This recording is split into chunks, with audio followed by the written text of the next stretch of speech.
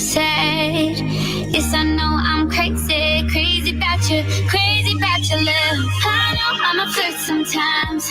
I know I get drunk some nights. I know I get way too high. I just wanna live it up with you. I know that it might be tough.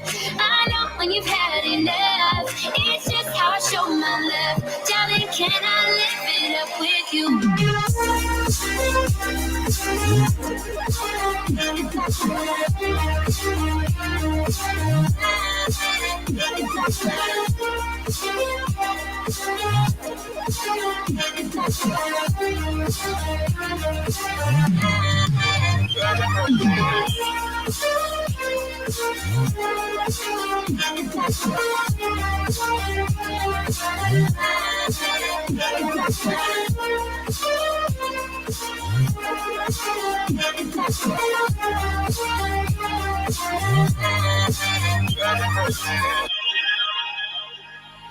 Made a mistake last night. Maybe I can make it right. Slide on closer, baby. We can talk about it. No need to be mad. Hate to see you say. Yes, I know I'm crazy, crazy about you, crazy about your love. I know I'm a flirt sometimes. I know I get drunk some nights. I know I get way too high. I just wanna live it up with you. I know that it might be tough.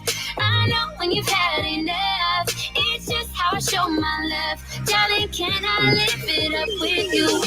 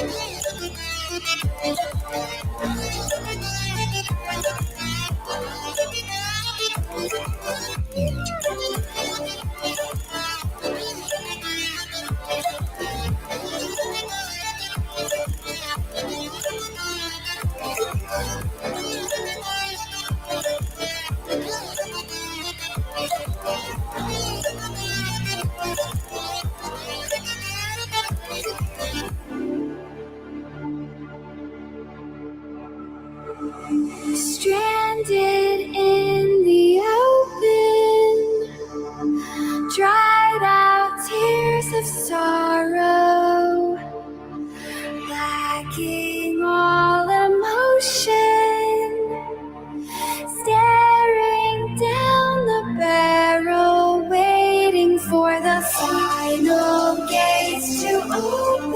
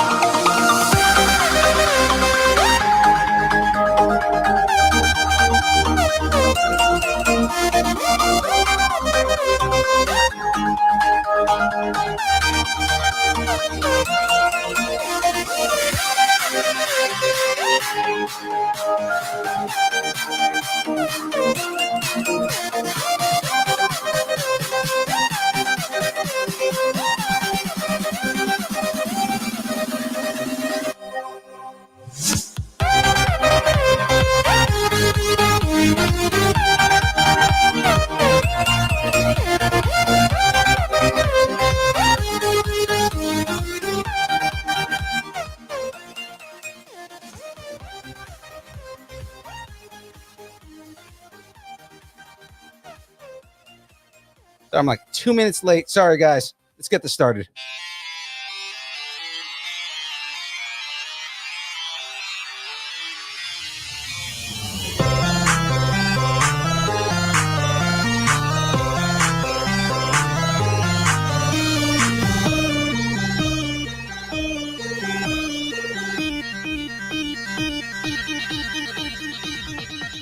Distance nerding.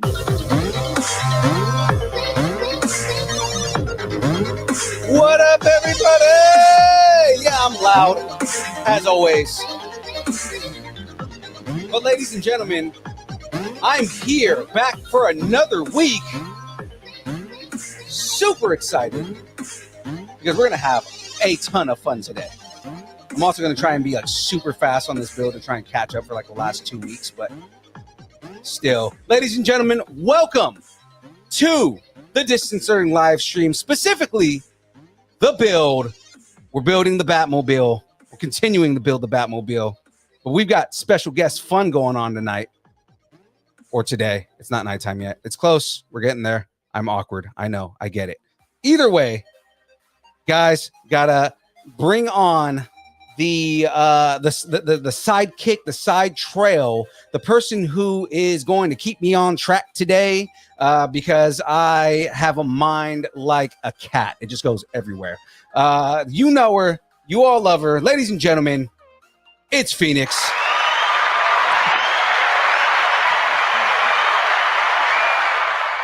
Guess who's back? What up, Lady Phoenix? How's it going? Pretty good. How about yourself? Not too bad. You see me, I'm just kind of, randomly saying whatever's coming to my mind, but that's not different from normal, right? I mean, it's every day, right? Exactly. It's a normal Monday. The normal Monday. I've got a case of the Mondays. No, I don't. I love Monday. I love Monday too. I mean, I look forward to this every week. I missed it. I was on a play and then I was at a con and just there's so much. Just a lot going on in school and work and all that kind of stuff. So, everyday life. But guys, before we because I'm kind of just jumping around, but it's because I don't want to waste too much of his time. We do have a very special guest on here today. So before I bring him on, I'm going to throw out our sponsors. Now, one of them you guys can see in the top right corner there. It's very small, but it's there now. Ladies and gentlemen, the stream is powered by Poddex. Poddex are unique interview question and episode starting prompts in the palm of your hand. So whether you are a new podcaster or an existing broadcaster looking to grow your audience or get more engagement, you're going to want to check out poddex.com. Now, guys, in order to capitalize on Poddex, what I need you guys to do is go to poddex.com and use the code nerding10. You get 10% off of anything that you purchase on Poddex. Phoenix, tell them about how cool Poddex is. Oh, Poddex is so much fun. You can do drinking games with it, even if you're not even a podcaster at all. You can invite your friends over and ask really awkward, weird questions that you never thought to ask. Because why wouldn't you want to ask awkward questions to your friends? I mean, that just makes it 30,000 times more fun, right? Guys, I'm going to open up the Poddex app right here just to kind of show you guys a little quick snippet right here of what that is. Poddex right there. And you see like the different categories and stuff like that. Essentially, you would go in here. I'm going to go to How Dare You here. Open that up. And the first question that pops up, oh God, it's terrible. If you watched X-rated movies, what type is your favorite? Don't answer that. But that but those are the kind of things you get. It's actually meant for interviews, and sometimes when we don't have interviews lined up, we'll go into the Poddex, and it's great. It's fun. It's good icebreaker stuff, and like because of that, it's good for like parties and stuff. So guys, I can't say bird feet. I can't say bird feet. Bird feet? No, that's our OnlyFans. That's different. Oh, yeah, okay. So, guys, what you're going to want to do is go to poddex.com, use the code nerding10, and you get 10% off of anything you purchase. Plus, not just only the Poddex and the app and things like that, but they also have like merch and shirts and things like that, stickers. It's fun, right? So, check that stuff out. Now, guys, I get asked on a regular basis, how the hell do you have so much energy? Why are you so animated on everything you do? And see, it's even when you see me in live situations, when you guys see me do live shows, when we do like get-togethers or at cons, I'm always animated. Why? Because young Phil is powered by Dubby. All right, Dubby is an emerging brand of energy drinks created to help focus, concentration, reaction time with no jitters, no crash. Dubby contains no maltodextrins, no sugars, no fillers, no artificial colors, no dyes, none of that extra stuff that some of the other competitors have. I'm not gonna name names, but guys, if you want to know more about Dubby, go to that's the wrong one. There we go. We're going to go to w.gg and use the code nerding10. Like the last one, get 10% off. There have been a couple people who have done purchases on this. And again, the 3 different flavors, they have Dub Sludge, which is a green apple and secret sauce. You have Galaxy Grenade, exactly, secret sauce. Galaxy Grenade, which is guava, watermelon, and lime, and it tastes a whole hell of a lot better than you would expect it to. And then, of course, my favorite is the Dragonade, right? It's dragon fruit and pink lemonade, and it's really good. They taste good. They don't have all those colors and stuff like you'd see in other energy drinks and things like that. And then they also have like merch and stuff. So, guys, anything you purchase on w.gg, use the code nerding10, you get 10% off of all of your purchases. Now, guys, I've had all the fun in introducing everything, right? And I do have a question for you, Phoenix, but I'm going to save it for a little bit because I want to ask you how Bakacon went. But I don't want to delay this any further at this point, right? So, ladies and gentlemen, if you've watched Squid Game at all, then you've seen this man. If you haven't seen Squid Game, but you've seen Train to Busan, then you've seen this man. If you are into film, or if you read Vice, you've probably seen him. Ladies and gentlemen, this man is stupid interesting, and I can't wait to talk to him here. The one, the only, John D. Michaels. Thank you. The whole crowd is there, and they go wild, and then that happens. All right. Welcome. I think it's funny because I don't think people, when you were giving my intro, that they realize that there's a comma between stupid and interesting. But yeah, that's why I try to like put the pause there. I was like, stupid, interesting. He's not exactly. Yeah. I just don't want anybody to be confused. Yes, exactly. So I'm gonna go ahead and change, but not interestingly stupid, just stupid interesting. Stupid, interesting, a little of both. Yeah. Also, I have a new visitor who just popped into my room. So she's going to be meowing at my feet this entire time. What's her name? That's Caroline. Oh, nice. Is there inspiration for that name? Because I have inspiration for all my pets. My wife named both our cats and she just named them based on what sounded. It just came first thing that came to her head, I guess. That's Just what pretty. it seemed like for both of them. Yeah. Our other cat is named Leon. Oh. And we got Leon when she was about 5 weeks old, and we thought she was a boy, but not. But the name Leon stuck, so it's just Leon and Caroline. Okay, so you don't do like the nerdy thing where it's like I'm gonna name my dog after some character or anything. just pretty names. No, I naming is such a big commitment, you know. I'd rather delegate responsibility. I was like, once you name them, then you have to keep them. So I mean, you know. Yeah, right. Yeah. I'd rather my wife takes care of the naming. I feel she was very sure. She just said, "This is the name," and you can't argue with that. I like when somebody is quite sure. I'm a follower, not a leader. We've got 4 dogs and 2 cats in our house, and they're all nerdy names somehow. Like my cat is Precious, which is based off of the One Ring of Lord of the Rings. Sure. And then we've got Opus, who was originally supposed to be Opal, and I guess they thought he was a girl, and he turned into a boy, so he became Opals to Opus. And then we've got like Star Trek names for the rest of them, like Ezri and Odo, and so we're big nerds in this house. What Star Trek era are those names? What is it? It's the station. It's funny because I didn't like that show very much. Oh, Deep Space Nine. Deep Space Nine, yeah. I'm trying to think of who those characters are. Ezri came in very, very late, replaced Jadzia Dax, and then Odo was the guy. I know Odo. Yeah. Sure. Odo was the shapeshifter, right? Yeah. Do you know? Do you guys ever see the show Benson? Yes, I was a huge fan. Benson. Yeah. He was the chief of staff or something on Benson. I can't remember.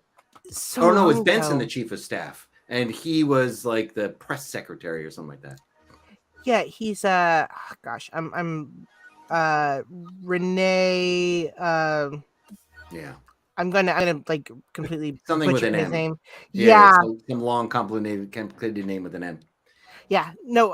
He is an incredible actor, and I've been a fan like a long time. I'm a huge movie buff, of course, from my background in film. Which getting back to you were also a movie fan. In fact, I see the cameras behind you. And, yes. And in photography, looks like. Yeah. That was I had been obsessed with photography when I was quite young and could never do it, and I could never wrap my head around the how all the various settings work, how ISO, aperture, and shutter speed, and how they all interacted and everything. And so I was I started taking pictures, and I was just wasting money on film in my late teens, early 20s, and having no success at all, just doing it on my own. But then when digital started happening in like 2003 or 4 or something like that, I bought a digital camera, and that's how it all just clicked. Once you could see in real time what the different settings did, it just all clicked. And then and now I feel like an idiot for not having gotten it before, because it all makes so much perfect sense now to me. It's all right, perfectly interlocks the way they are just ratios, to anyway. What was your first one? Yeah, I love photography, and then when I started getting into film, I kind of tried to carry that over my photography eye into my shooting as a director and cinematographer, which maybe I've been somewhat successful at. I don't know. In fact, yeah, I'm still learning with that stuff too.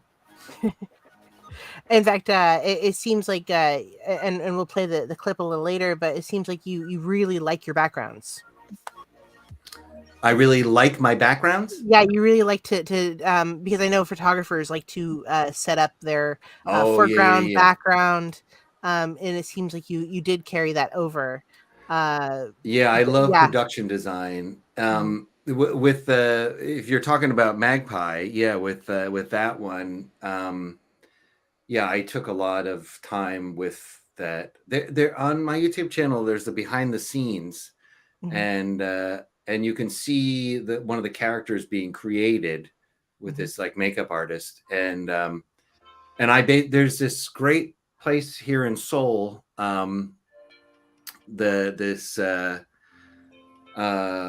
it's the Dongdaemun Fashion Mart, and it's just it's this huge, like 2 buildings, 3 stories, where you can get like all these little doodads, like fashion stuff, like weird little buttons, fabric, feathers. Like I got this. This is in the post-credit scene in Magpie, like this like fake fur, and so yeah, I've got all this fabric, and I just dressed. Not everybody notices when you watch Magpie. If you notice the walls, if you pay attention to the wall, you'll notice that things happen on the wall that we don't really draw attention to. They just kind of happen. But now I'm gonna pay attention to that when we go check it out. Yeah. But it's supposed to be somewhere between subliminal and obvious, so if you get it, if you don't, you don't. So production design is key. I love it.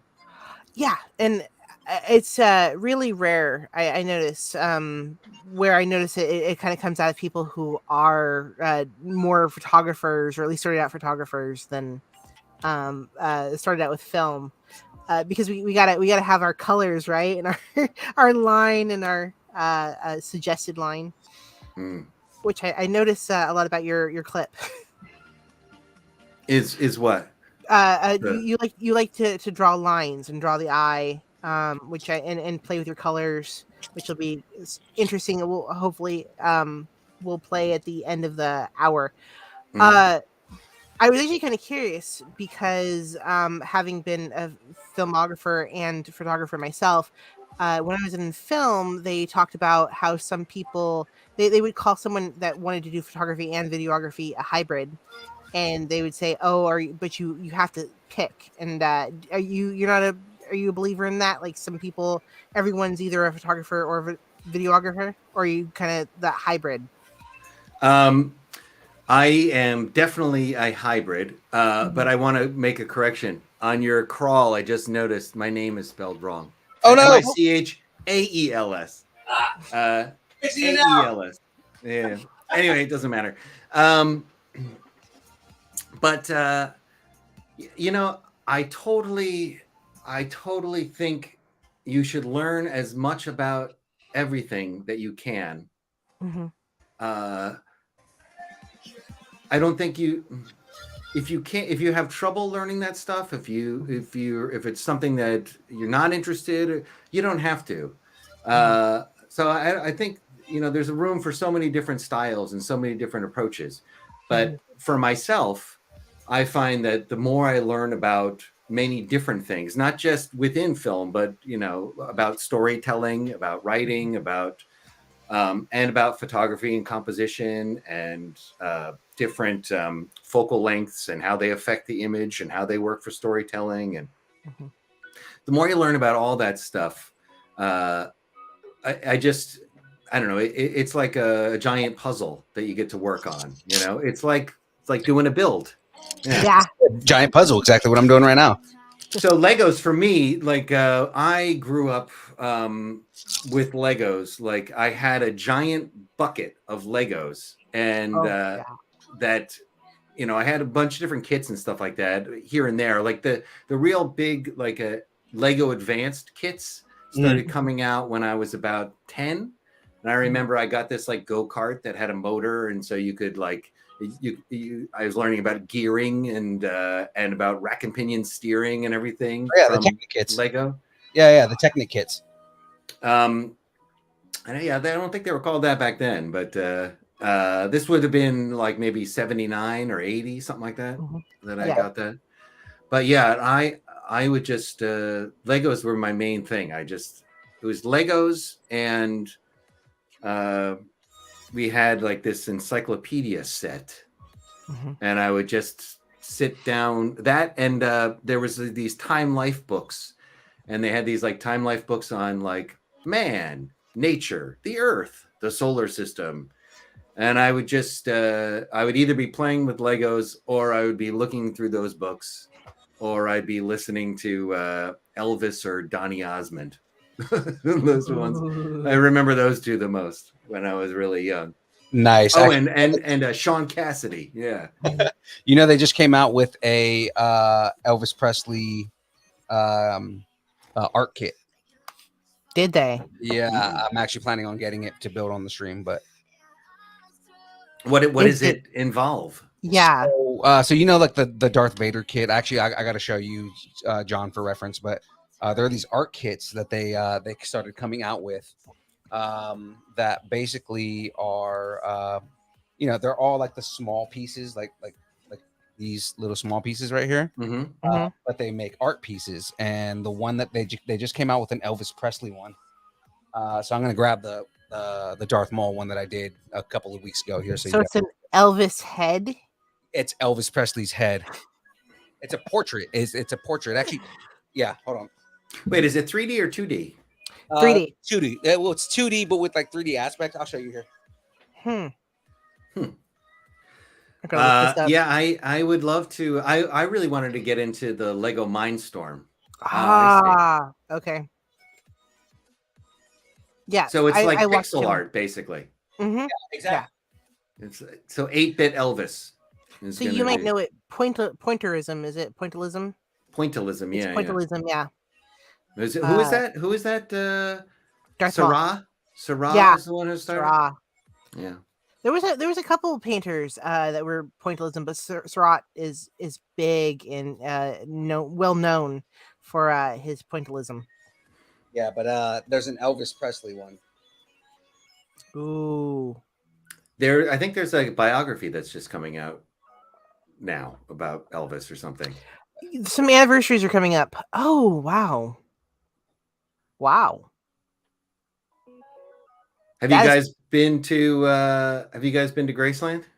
He has. No, I didn't go to Graceland. So we just got back from Nashville, me and my fiance. And we were planning on going to Graceland, which is like 2.5 hours away, on the over closer to Memphis. But we did go to trying to remember the name of the studio, but the studio that he recorded the majority of his music in. Sun? It's not Sun. It was hold on, Jackie. What was the name of the studio that Elvis recorded in? Studio B in Nashville. Oh, in Nashville. Ooh, yeah. But it was cool. Go on. Oh no, I was just saying it was pretty cool. You can go ahead. I went there. I went to Graceland in 1992. That was my first time to the South. And no, it wasn't my first time. It was I had gone to Atlanta. I hitchhiked through the South, and I went down to Atlanta, and then all the way down to Key West, and then back up to Nashville, and then across the country. But this was my first time, I guess, in what we would call the Deep South. It would certainly seem like the Deep South to me, like going through Mississippi, and then we went down to New Orleans. We were doing.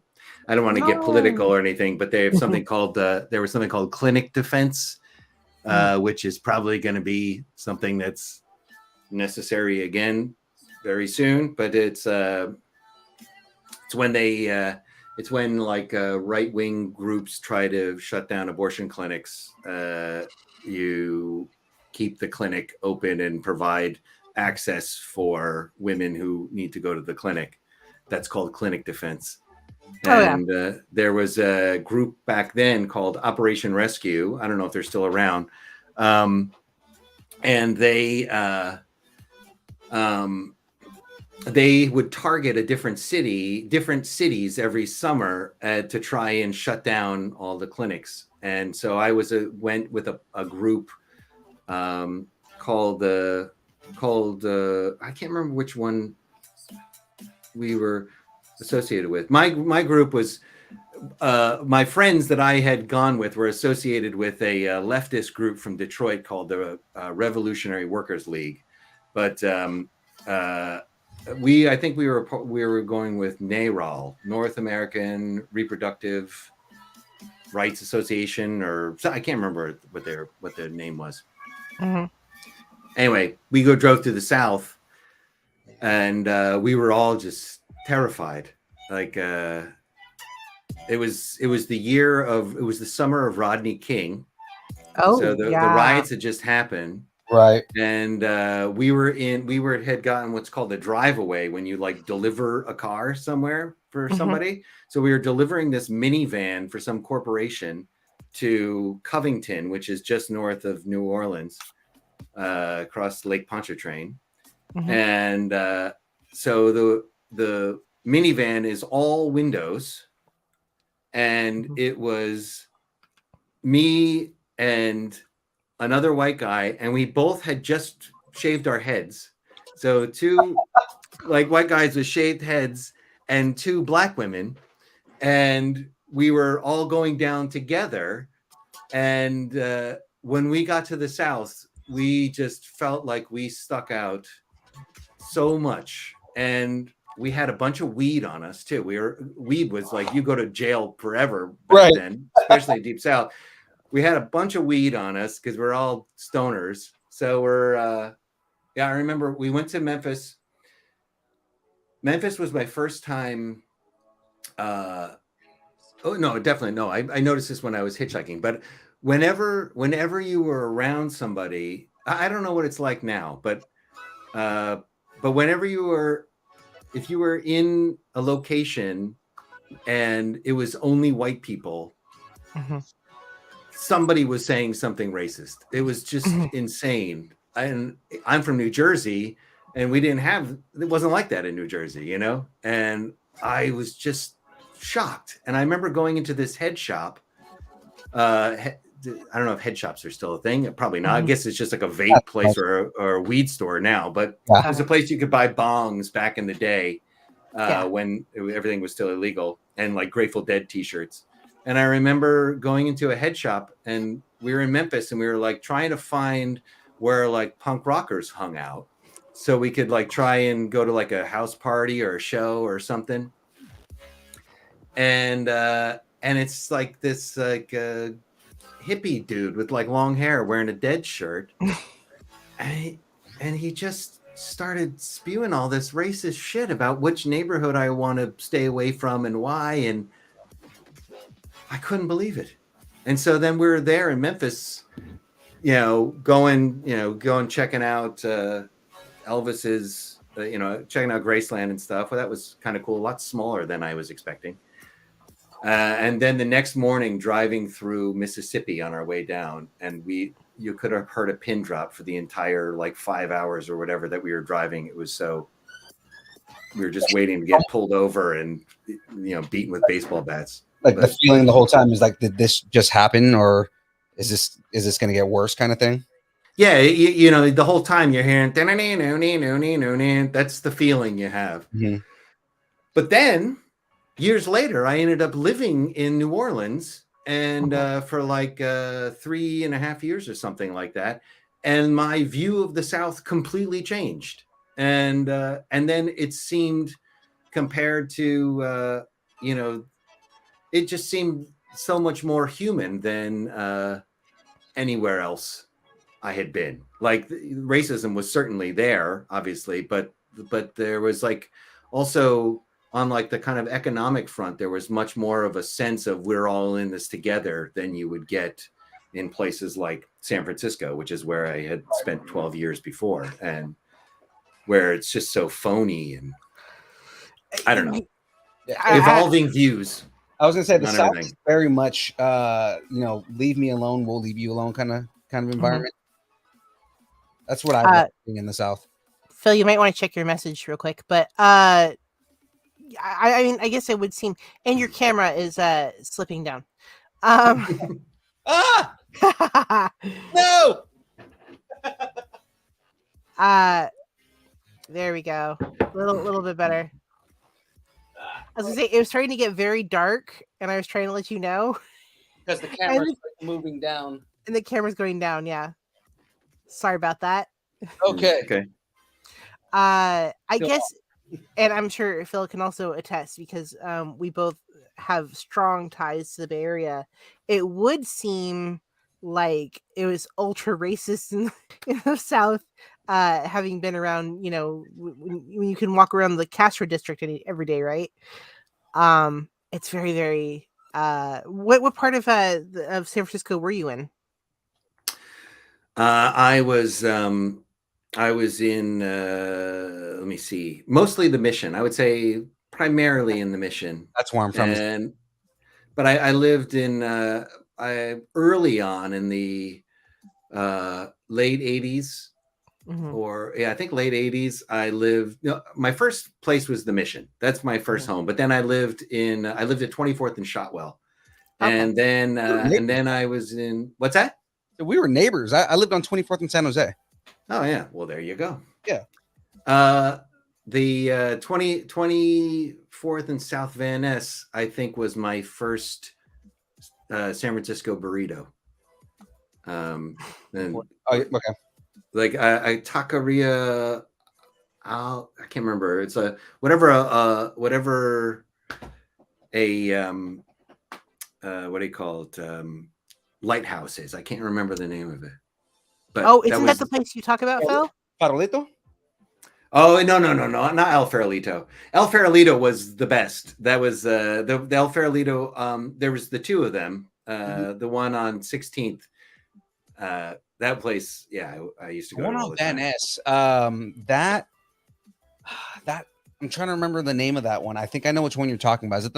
Is that the one that was across the street from the gas station, right next to? No. It's on Cap. It's between. That's right. It goes Mission, Cap, South Van Ness, Shotwell, right? Mm-hmm. Yeah. Okay. So it was on Cap. It was like right between. It was right next to the station.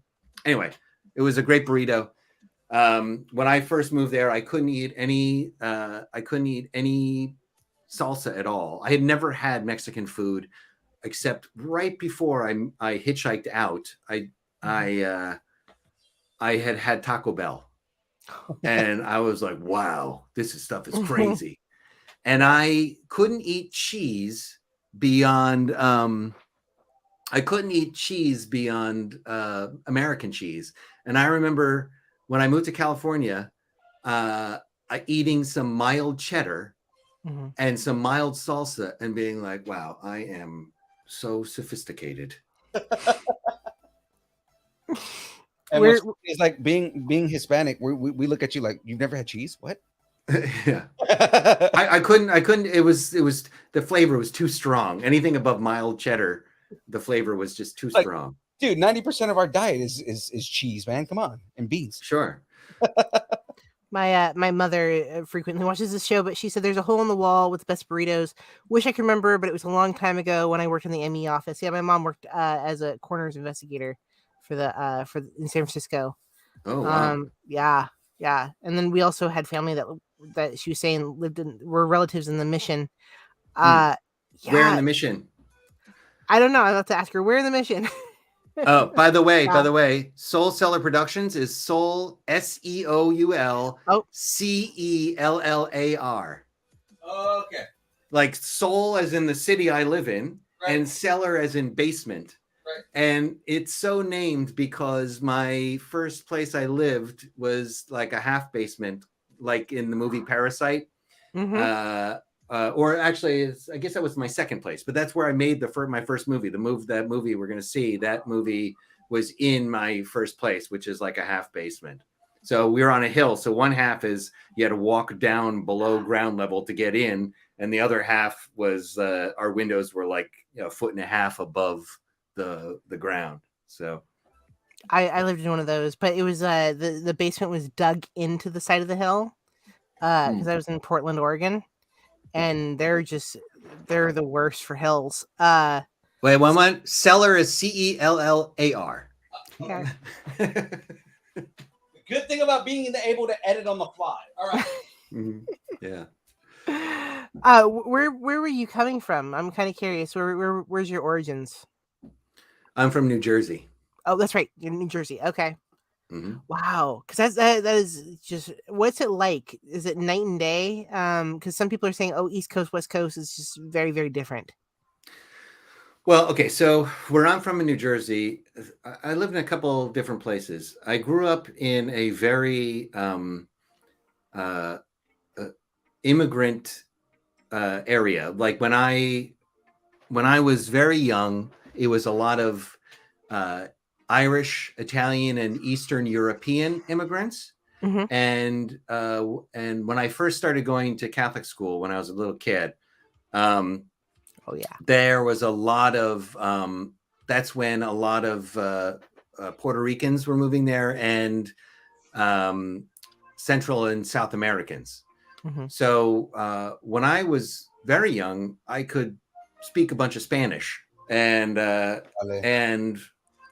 I don't remember any of it. I really wish I could have retained that. But because when I was 10, we then moved far out into the country. Mm-hmm. And like it was like kind of like an idyllic small town. We were on the very far end of the commute to New York at the time. Now the commute goes like another hour and a half past us into Philadelphia or into Pennsylvania. But there was like 4 guys who like commuted from our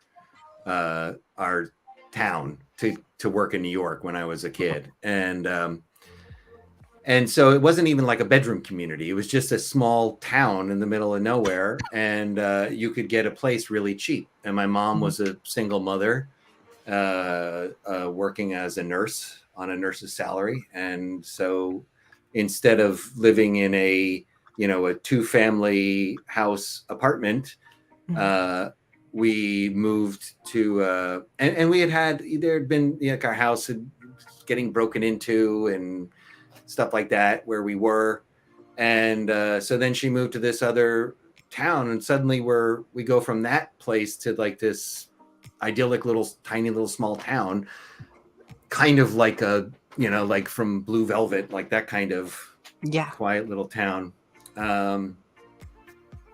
And surrounded by like dairy farms and cornfields, and so that was very different. Now that place is like Trump territory.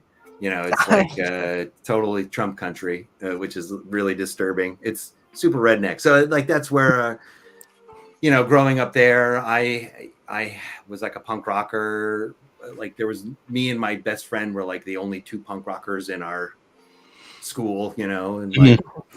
And that was like a very new thing for that area, and it was like I just get bullied a lot, and people would scream slurs at me as they drove by, and because I had long hair, and so it was like it was very different. Whereas Dover, where I had grown up, had an art school, and it was like people from all over the world lived there, and it was like a smaller, poorer community, but it was much, I don't know, it was a much more open-minded place.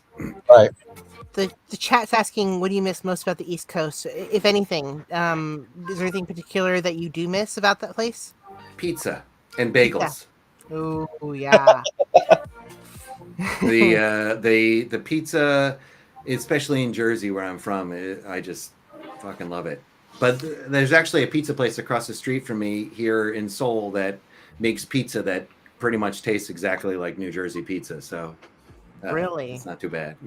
Yeah, we were interviewing someone from he's another expat that lives in Korea, and he was telling us like there's been a lot more American, I guess, exports of like popular American food in Korea that's been popping up lately.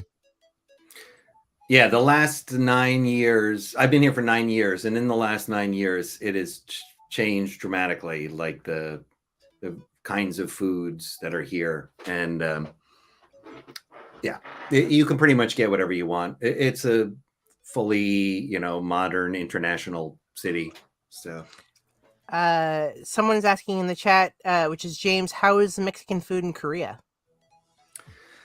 There's a couple places that are really good. There, like maybe 6 or 7 years ago, there was a little taco place that opened up that a couple of guys from Mexico opened up, and that was really good. And that was like just a tiny little taco stand. It had like two, you know, like 2 foot by 2 foot tables in there that you could sit at. And then they opened up a little restaurant. I'm not sure if that's still around, but now there's another restaurant. I can't remember the name of it now, but they kind of have some Mexican and then some somewhat Brazilian flavors as well. But their Mexican food is really good. And there's also a place that's basically like a Chipotle, so where you can get kind of like you know, a California style burrito, and that place is also really good. So yeah, there's some options, but I don't really eat any of that kind of stuff. Like pizza is like a special treat, like once a month, once every few months. A burrito, same thing. If I'm working, and the burrito place is like at a hub where when you're filming, you often meet to get your ride to your location at this place. So craft services. No. It's a subway station, Hapjeong Station, and there's the burrito places there. And so when we get dropped off at the end of our shoot, if it's still open, I'll go there and I'll pick up some burritos to bring home and eat. Maybe you should suggest it one day for them to just bring burritos for craft services. They're never gonna do that. Never ever. So it's so totally different what the craft service is here. I'm actually kind of curious about that, and we'll circle back around to that because what's the best part of Seoul? What would you say? Best part in what way? Best physical location or the best thing about it? What's your favorite part of being in Seoul? I mean, I to be honest, I mean, with everything that's been going on right now with Corona, and right now we're in the peak of our, or I think we're maybe on the other side of our peak of the Omicron wave. And I'm a freelancer, so I just like work when I get a job, so it's not that often. Or I also am a voice actor and I'll record at home a lot too, so I don't have to leave that much. And I live right on Namsan, which is like a mountain in Seoul that has a Seoul Tower. So I'll just like go hiking up there in the morning, but other than that, I don't really leave my house that much. My favorite is to be at home with my wife and my cats. So, I mean, I suppose I could be doing that anywhere. But, you know, what I really like about Seoul is that it's very much a city in flux. Like the country itself has been changing so much since I've been here. Some of the changes I'm not that happy about, in that like a lot of the traditional restaurants, traditional foods, traditional everything is kind of getting dismantled and replaced. So a lot of the like cool weird spots you could go, like just weird old neighborhoods, that they're all just being bulldozed and replaced. So that's not that great. No. But because I love Korean food. That was like, before I came here, my favorite foods were Korean and Mexican. And so I love Korean food. So but you can't, in my neighborhood, you can't find like a good, cheap Korean place anymore. And like there used to be mom and pop Korean restaurants everywhere where you could get some of your favorite, just you can get like a whole roast fish, like the big one is called samchigui, and it's like a big mackerel. Like, I don't know if you can see it. It's like this big, huge. like huge, and that with like a bunch of banchan, which is like sides, and a little bowl of rice, and maybe some like doenjang, which is like kind of like miso soup, and that would be like $8, and you just can't. It's like hard to find that anymore. It's kind of a bummer. And that just changed really in the last little while. I mean, I can still leave my neighborhood to go get that, but you used to be able to find that a little closer to home, or like a short bus ride. But now it's like a longer bus ride to find something that that's good. Because not every place has the best banchan, and sometimes they're phoning it in with the banchan. Is it becoming more corporate, would you say? Yeah, maybe. Yeah, I think so. When I first moved here, I had never been to Asia. I had never been anywhere other than hang on, I gotta let my cat out. There you go. I had never been anywhere other than a couple cities in Canada and to Tijuana, Mexico. Those are the only places outside of the contiguous 48 I had been. Right. I used to be in punk bands and I used to tour. So I've been to I've been to 47 of the 48 contiguous states. I've not been to South Dakota. That's the only one I haven't been to. But I had always wanted to travel, but I just never had any money. I could never afford to do it. And then I had a job that brought me over here. That was to bring me here and to Hong Kong. It was a videography job. And so when I got here, I was a little disappointed by how similar to the West it was. Like, a city is a city, kind of, is what I found. But there were still a bunch of things that were really new and unusual and different about it. But I was I don't know. I'm really amazed by how similar everything is everywhere I've been in the world, and how the differences that people will get so obsessed over about the differences in culture and stuff, how every single one of them has an analog in the culture I'm from. And, it's just, the window dressing is a little different. Yeah. And some things go a little bit deeper. Like I would say the stressing of individualism in the West over collectivism in the East is something that is kind of plays out much more throughout the culture. But I actually forget what your original question was. What's the best part of Seoul is sort of the question.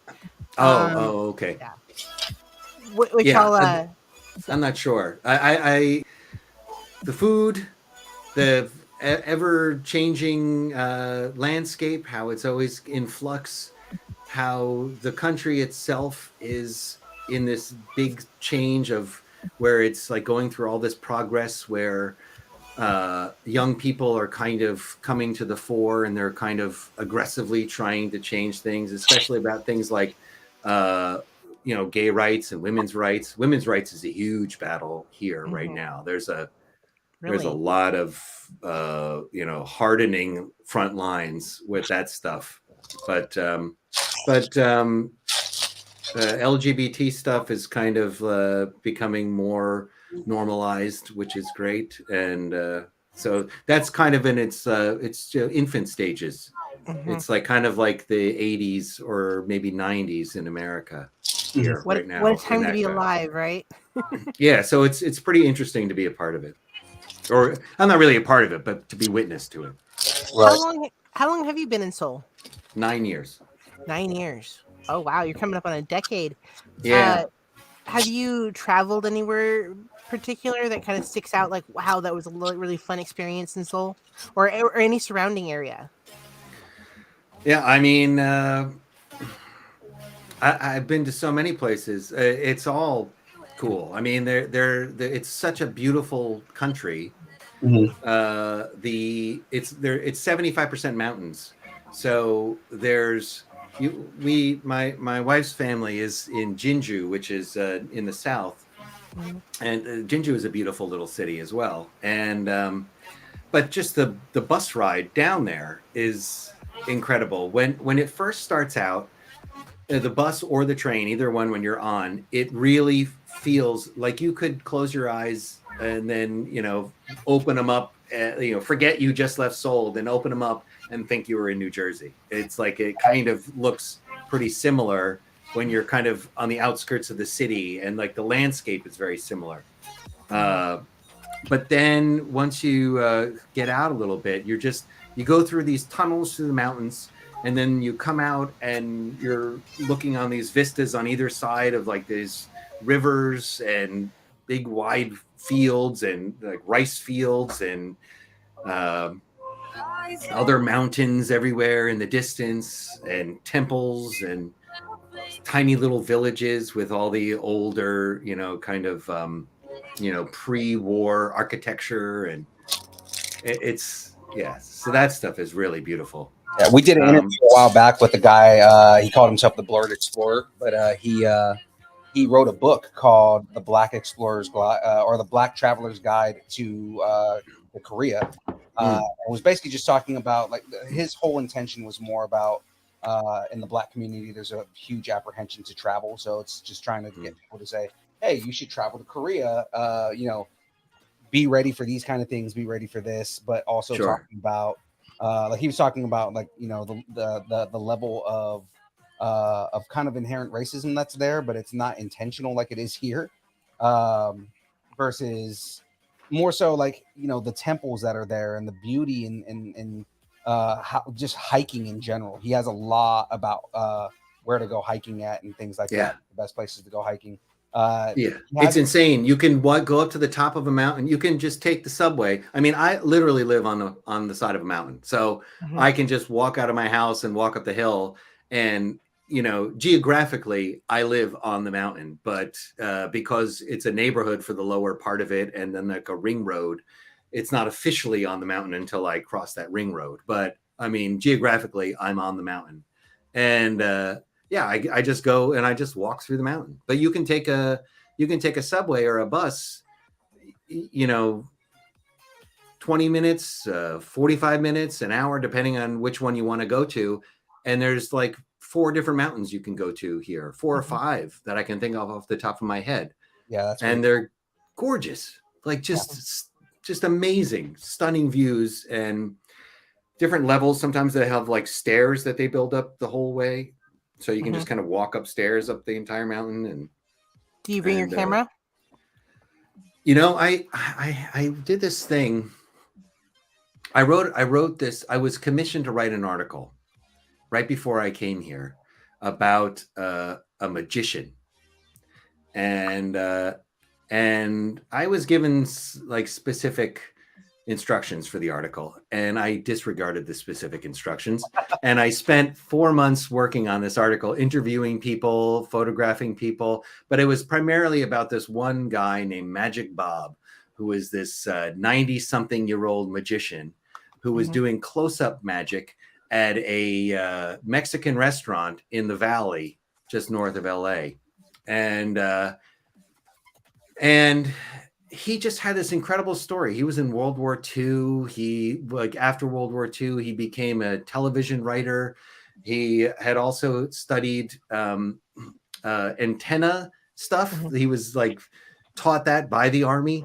And so he then later worked for an antenna company and all this stuff. And so I interviewed him, but I also went to the Magic Castle, this famous place in LA, and I interviewed people there. And very familiar with it. I spent all this time and energy on it, and then it was rejected. And my own fault, because I really disregarded what he said, because I just had my own vision for it. And I was really sad, and I was like, I don't want to write anymore. I'm done. And a few months later, I came here and I was starting to write notes and I was taking pictures, and I took a lot of pictures for the first year or so. And I was thinking about trying to do something.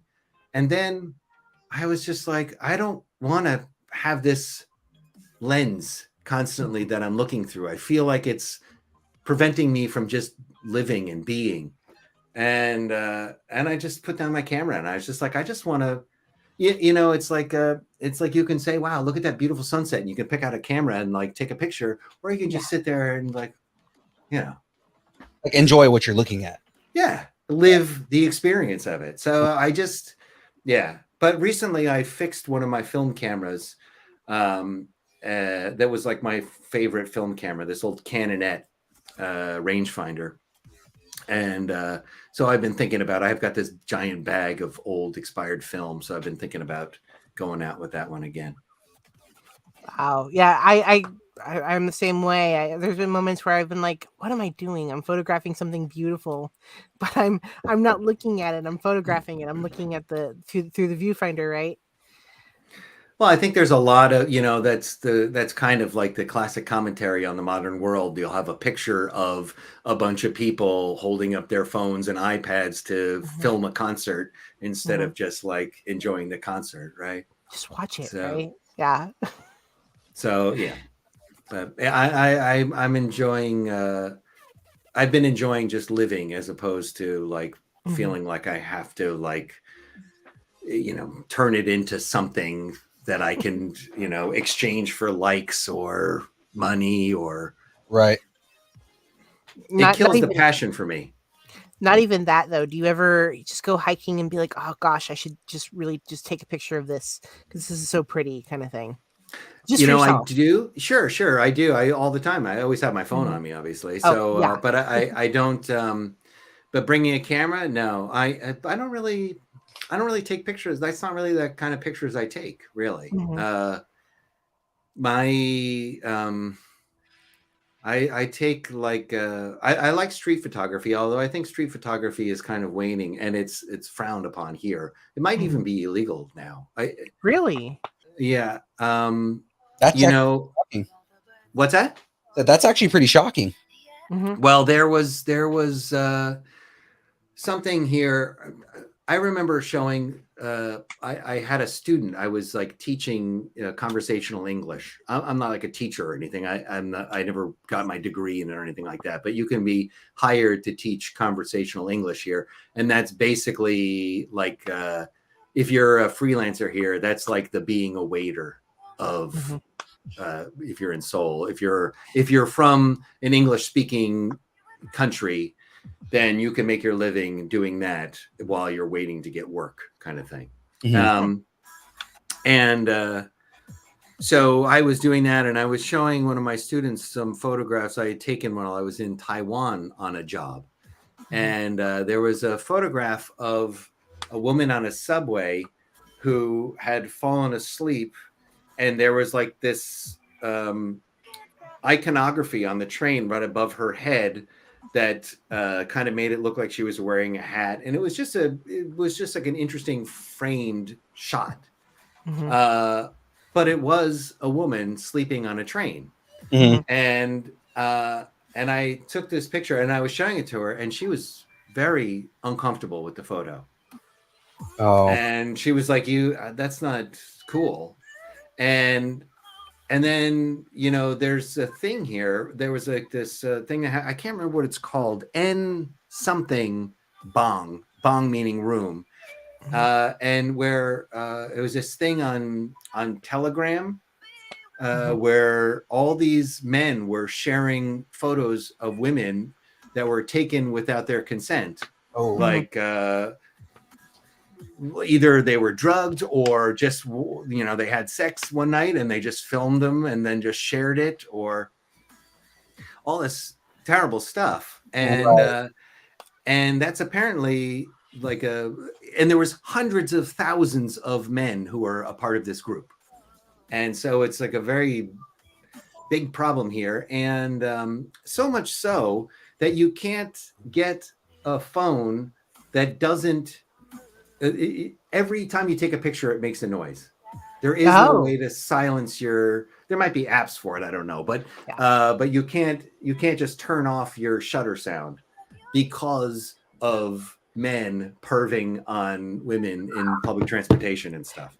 You know, I like that. I like the fact that you can't hide that. You know, there's been moments where I've like had to like, you know, quietly, you know, hide a photo. Maybe I'm like trying to get some information or take a picture. I don't really want people knowing that I'm taking it. Or get a license plate or something. But I like the overall you can't really hide when you're taking pictures of people. Yeah. Yeah. Cause I mean, it's what's so so there's seeing the response. There was a lot of things I saw regarding how women are treated here. I remember there was there's a thing where women are walking up the stairs, so connected to perverts taking upskirts and whatnot. Mm-hmm. Right. Short skirts are very popular here. I don't know if they are right now. I don't know what the latest trend is or whatever. I haven't been outside in 2 years, but 90s styles are somehow coming back. I don't get it either. Go ahead. Sorry. But short skirts, when I first came here, were very much the trend. And so when women were walking up the stairs, they would move their purse they would carry giant oversized purses, and they would move their purse and hold it behind their back so that it was covering their butt, basically, for protection. Terrible, man. Just like people were terrible. And then I started seeing it in advertising. So they would advertisements for purses, for bags, were a woman on like standing with the purse covering her butt, looking back coquettishly.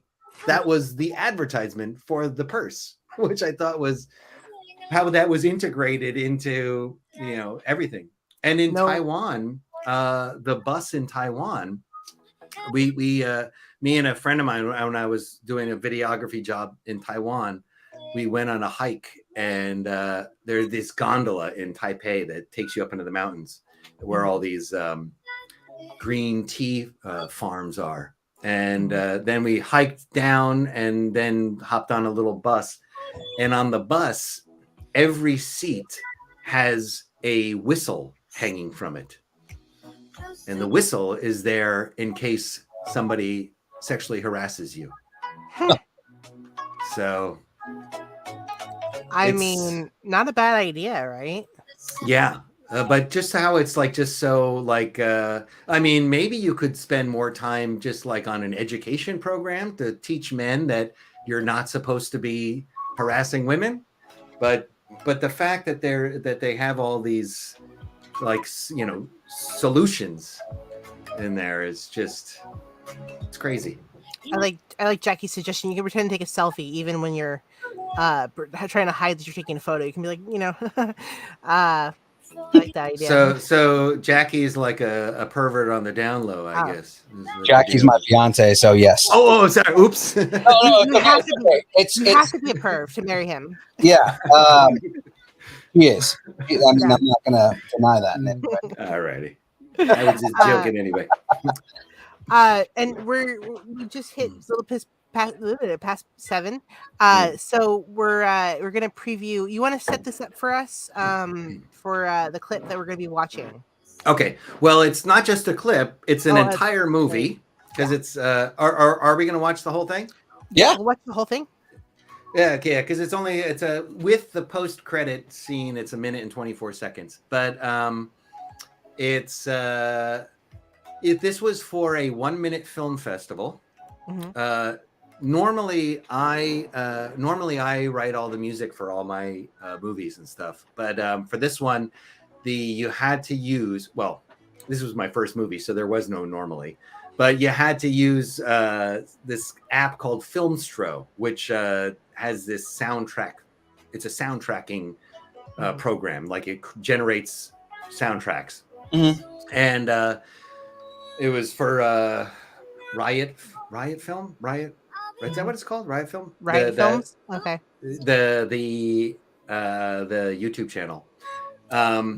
and it was them and Filmstro. And so I was a part of a group I still am, called the Seoul Film Club here in Seoul. And it's a bunch of people who discuss film stuff. And we used to have meetings, and then people would make movies together. And so I did it with a bunch of those people. And if you're interested in the behind the scenes, if you go to my channel, you can check out the behind the scenes video that my friend Robert made. But yeah, so it's a 1-minute video. So I try to tell a story in 1 minute. I don't really want to give anything away. I just let it wash over you. There we go. And you'll see how it goes. I'll let you do the honors. There we go. It's called Gachi, or Magpie. Let me get over to the right screen. There. 무슨 소리야? 같이 소리부터.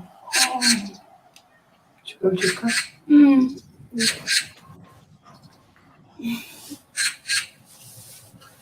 근데 진짜로 커피물 올려놓고 나 마실 것 좀. 어디가? 아니?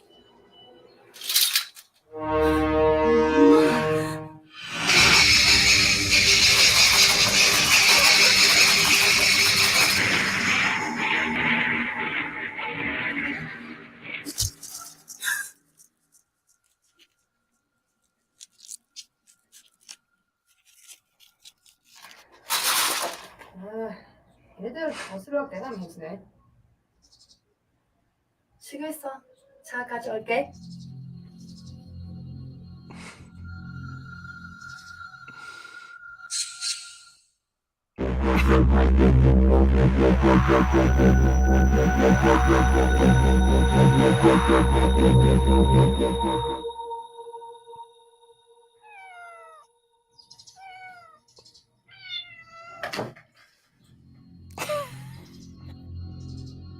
That's awesome.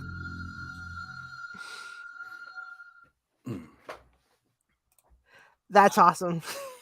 Yeah, it was a little stuttery there, but sorry about the you can't. But if you want to see it without the stuttering, go to my YouTube channel and you can see it there. But thank you for showing that. Yeah, thank you.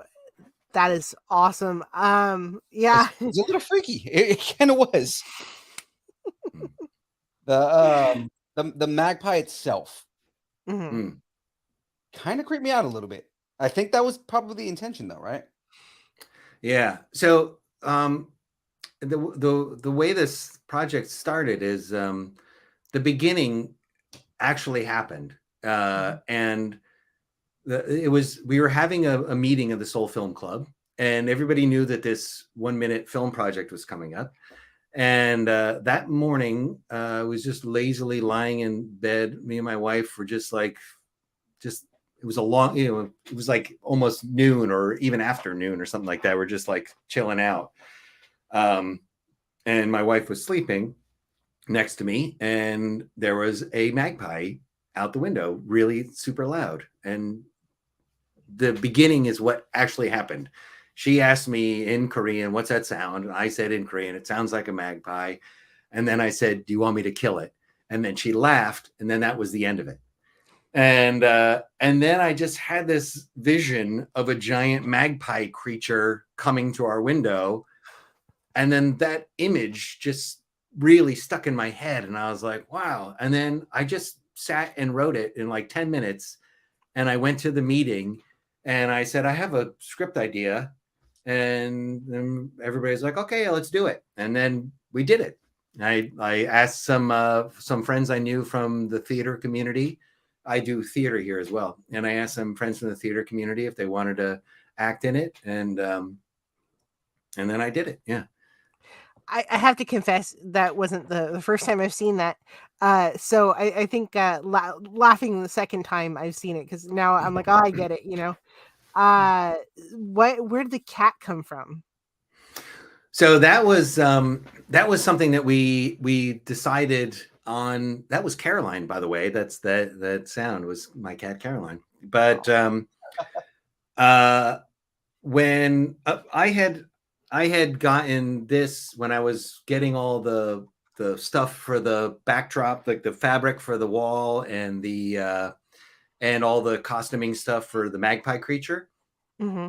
I picked up that and I was like, I'm not sure what I'm going to do with it. And then we just had this idea to throw it in at the end. Now, it didn't fit in the original 1 minute for the 1 minute. The original thing, it had to end 1 minute, couldn't be any longer at all. But then I added it as a post credit when I started sending it to film festivals. And it was just something we just, I don't know who had the idea. Somebody had the idea on set to just throw that in, to have this creature there. And so my friend Amber got underneath the table and wrapped that around her hand, and like one of the feathers had fallen on the floor, and so we just used that of the cat grabbing the feather.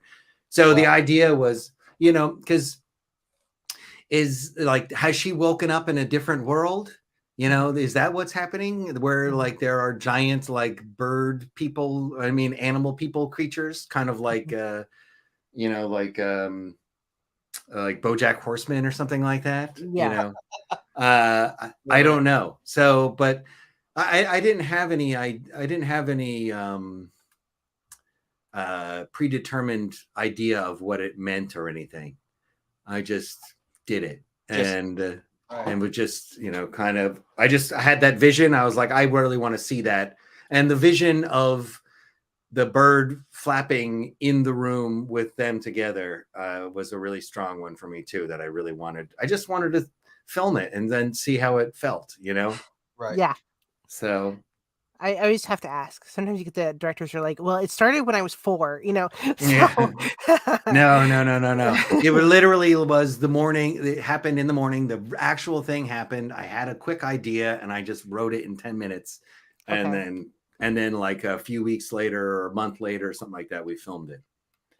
But I did a lot of like behind the scenes, like finding all the stuff to give. The makeup artist Jungsu was amazing. And I just basically grabbed a ton of stuff and I said, use this. And then she just crafted and she made the beak out of latex and everything. And it was very cool. Yeah, no, it looked really cool. Like I said, it was a little freaky, but it was really cool.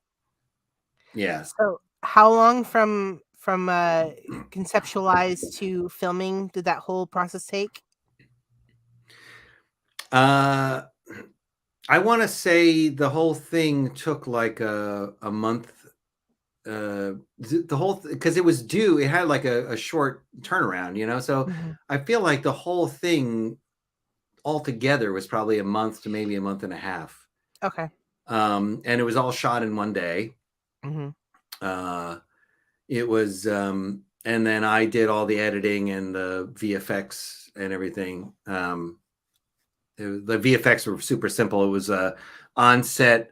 It was a piece of chicken breast that we painted white with the same paint as the bird creature was painted with, and then put a bunch of fake blood and with the knife stabbing through. And we just, when we filmed him getting stabbed, we had him push up against the gate like he's being and then we just kept the camera on a tripod, and then we also put the camera there at the same gate, push the chicken up there and with the knife going through, and we just filmed that, and then I just composited it in Adobe Premiere. So it was a pretty easy effect. Oh wow. So you use Adobe. Very cool. So is that you use Adobe a lot? No, not anymore. I had a cracked version of Adobe CS6 that I used for years, and but it's not. I can't use it on my computer anymore. So I've been using DaVinci Resolve. I can't stand subscription model anything. I think that is just pure evil, and I reject any subscription model. So I do DaVinci Resolve. What's that? It is capitalism at its finest. Yeah, it's fucking evil. So fuck that. So yeah, I just own DaVinci Resolve outright, and I use that. Some of the stuff I've used on distance learning is actually DaVinci Resolve. I love that program. Yeah, it's wonderful. Yeah, I mean, I'm all for open source stuff. Yeah.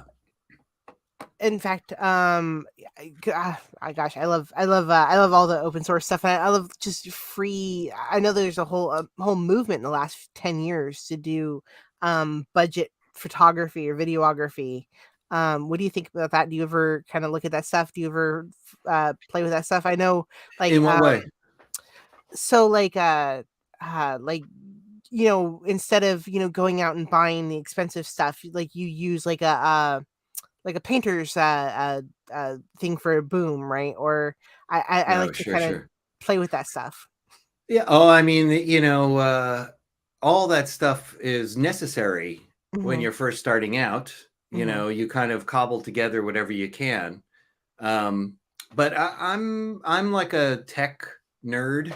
Oh yeah. So when basically I had done some VFX for a friend in LA for a web series that he directed. That they just, they needed to do some like object replacement and getting rid of a boom mic, and some rotoscoping was necessary for some of it, and so I did a bunch of that in After Effects, and I also had done, when I was getting into that, I also had gotten into DaVinci. This is about 7 years ago, and I started learning about color grading, and I tried color grading some footage that was all 8-bit footage. That's so like a Canon could only do 8-bit forever, and Sony could only do 8-bit forever, and so so I knew the limitations of that. And then when the Panasonic GH5, which it's right behind me, this is my Panasonic GH5. Oh wow! When this came out, I decided to buy something. I had never had made a purchase like that in my life. I've never had enough money for anything like that in my life, and that was my first time. I think I had started doing like some regular co-star or regular guest star roles on some K-dramas, and doing some commercials and stuff, and I had some savings, and I was just like, it's time. I gotta make a move. So I bought that, and I shot everything I've shot with that camera. It's getting a little long in the tooth now, so I might want to upgrade at some point. But that was the first one that did 10-bit, and that was when I felt like, I could make something that looks good with that. So you're are you sort of converted to the mirrorless then? Because it's a mirrorless camera. Yeah. I am not at all. I would love to shoot full frame, but I love the in-body stabilization of this thing. It's incredible. So in that regard, I think it's, I don't know. I shoot with, I've shot a bunch of stuff with these Voigtlander lenses, which are 0.95 and f-stop of f0.95. So you can, open them up really wide and get in a lot of light. And so you can kind of get a somewhat full frame vibe with those. So I like using those things, but I think I would rather, I kind of like that you really get that real life feeling with full frame. I really love that. When I you can see, I don't know which way is my hand. Okay, yeah, right there you can see a twin lens reflex camera. Yes. So that's a medium format camera.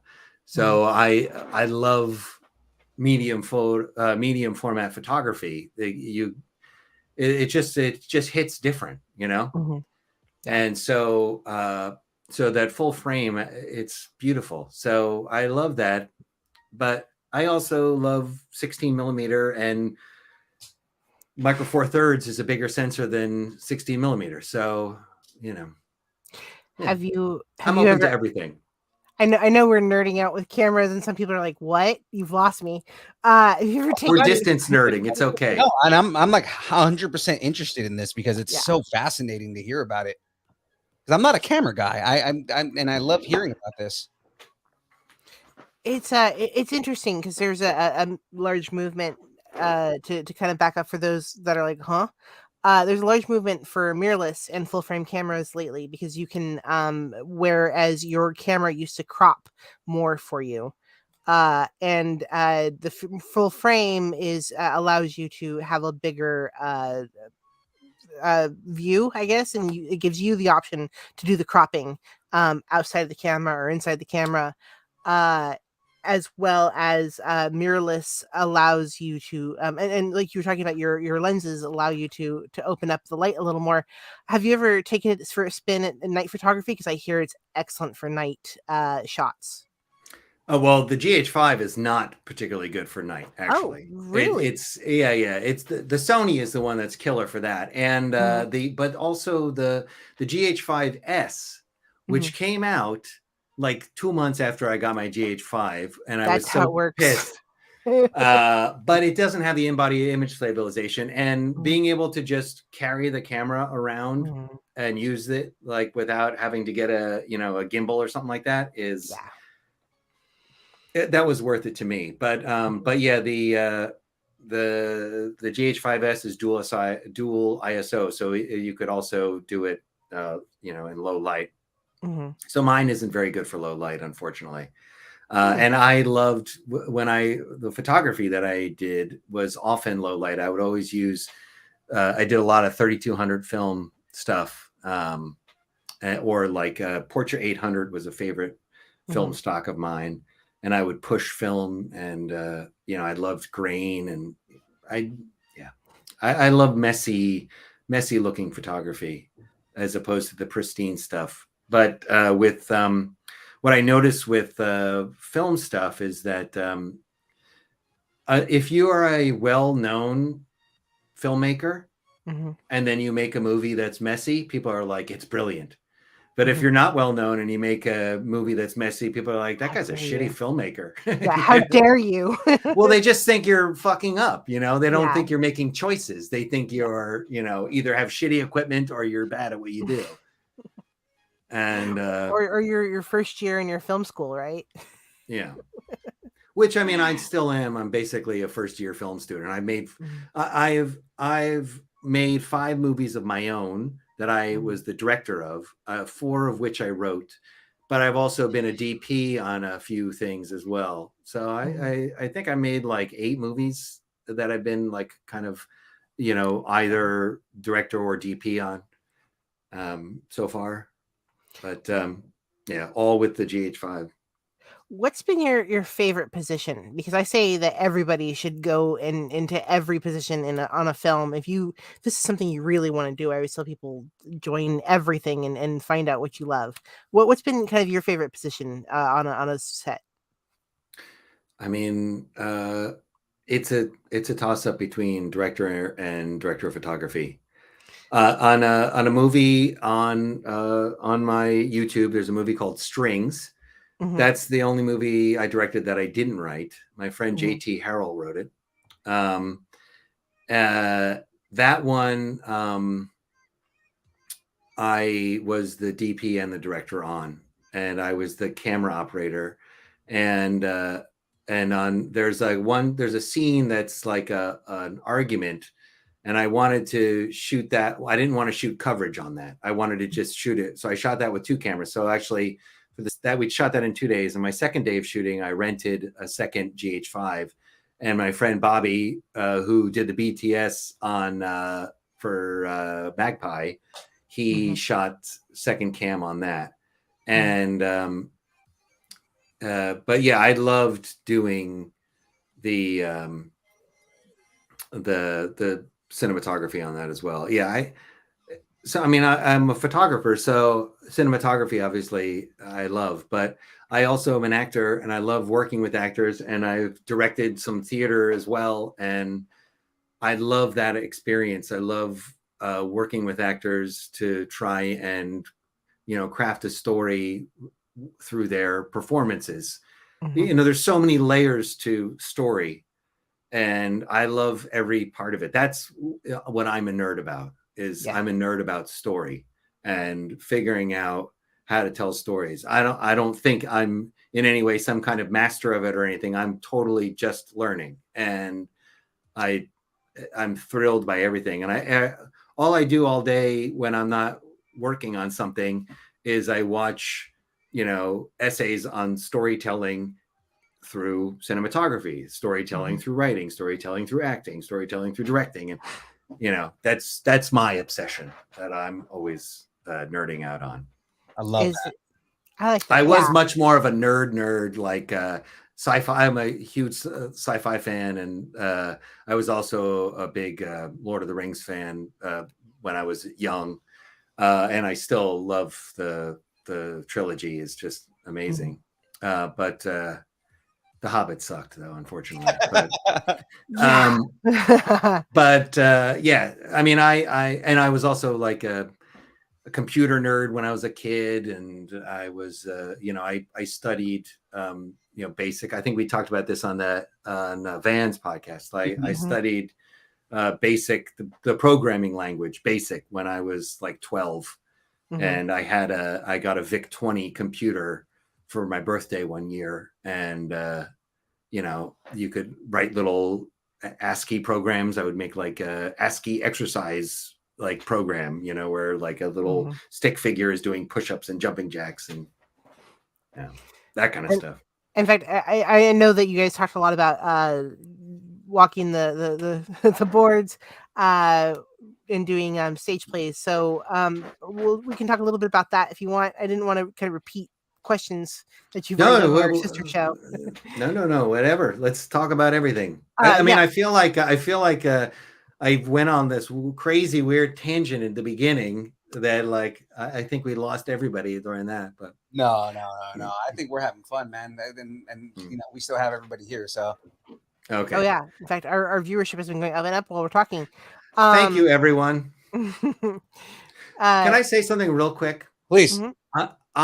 I found this in my my last apartment, the half basement. This was in the cupboard when we moved in, this cup. And it's my biggest mug. And so I always want to have a bunch of coffee in the morning. So I always I put like 2 big shots in this and then fill it up with hot water the rest of the way. But the thing is, I feel like now there was like some political thing about the green M&M being sexualized or something, and then people saying it shouldn't be, and then like Tucker Carlson trying to say like, let us sexualize our M&Ms and all this stuff. I just want it to be known. I am now, but it was weird.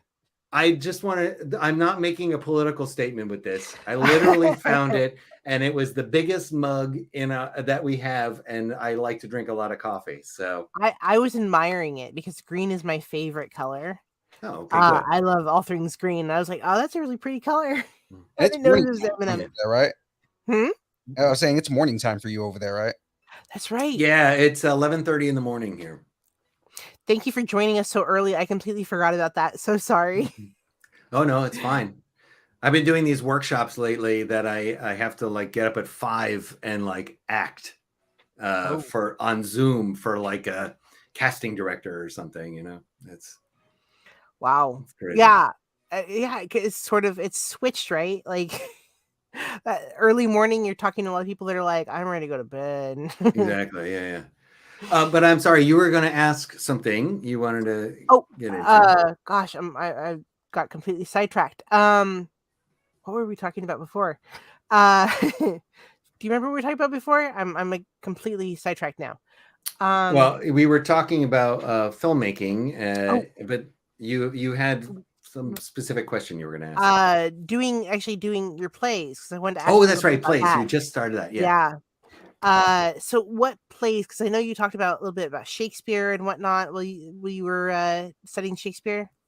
Well, I wouldn't say I was studying Shakespeare. I did one Shakespeare play, and I just really wanted the experience of it.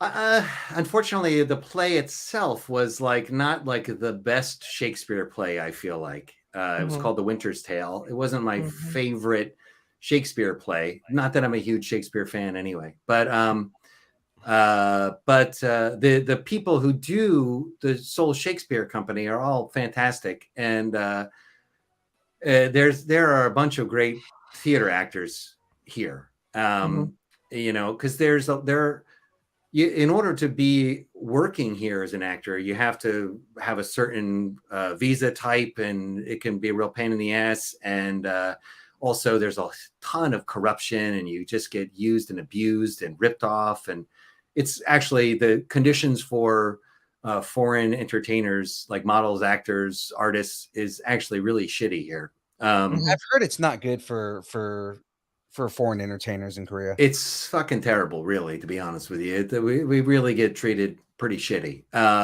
And I'm somebody who is like, you know, been in it for a while, and perhaps I can get treated less shitty, although in some ways I'm treated more shitty as well. Actually, there's a lot of politics involved that I don't want to get into, but yeah, it can be a bummer here in that regard. But there are a lot of people working here as teachers who are also actors, you know, like that was their major. That's what they got their degree in, was theater or acting or whatever, or writing, or so this is their outlet, because, you know, it's all free. Nobody's getting paid for it. So they can all, you know, do their craft. And so there's actually a great theater community filled with amazing actors. And so Soul Shakespeare Company has some great people involved in it. And it was really wonderful doing the play. I enjoyed the experience a lot. But the play itself, but the actual play itself was not my favorite Shakespeare play, like the script. But I got to play, Antigonus. There's a famous exit pursued by bear, this famous stage direction. And I was the character that was exited, pursued by bear. So that was kind of cool. I have like a monologue, and at the end of the monologue, a bear kills me, basically, and rips me apart. So is it, and I'm really curious about this one, is it delivered in English and there's a translation, or how does that work? Yeah, it's in English, and then they do subtitles on the back wall. Very cool. That's kind of cool. So there's another group called Soul Players, and that's who I've directed. I directed 2 10-minute. They have something called the 10-minute play festival, which is a lot of fun. Because they'll do like between 14 and 16 plays over the course of 2 nights.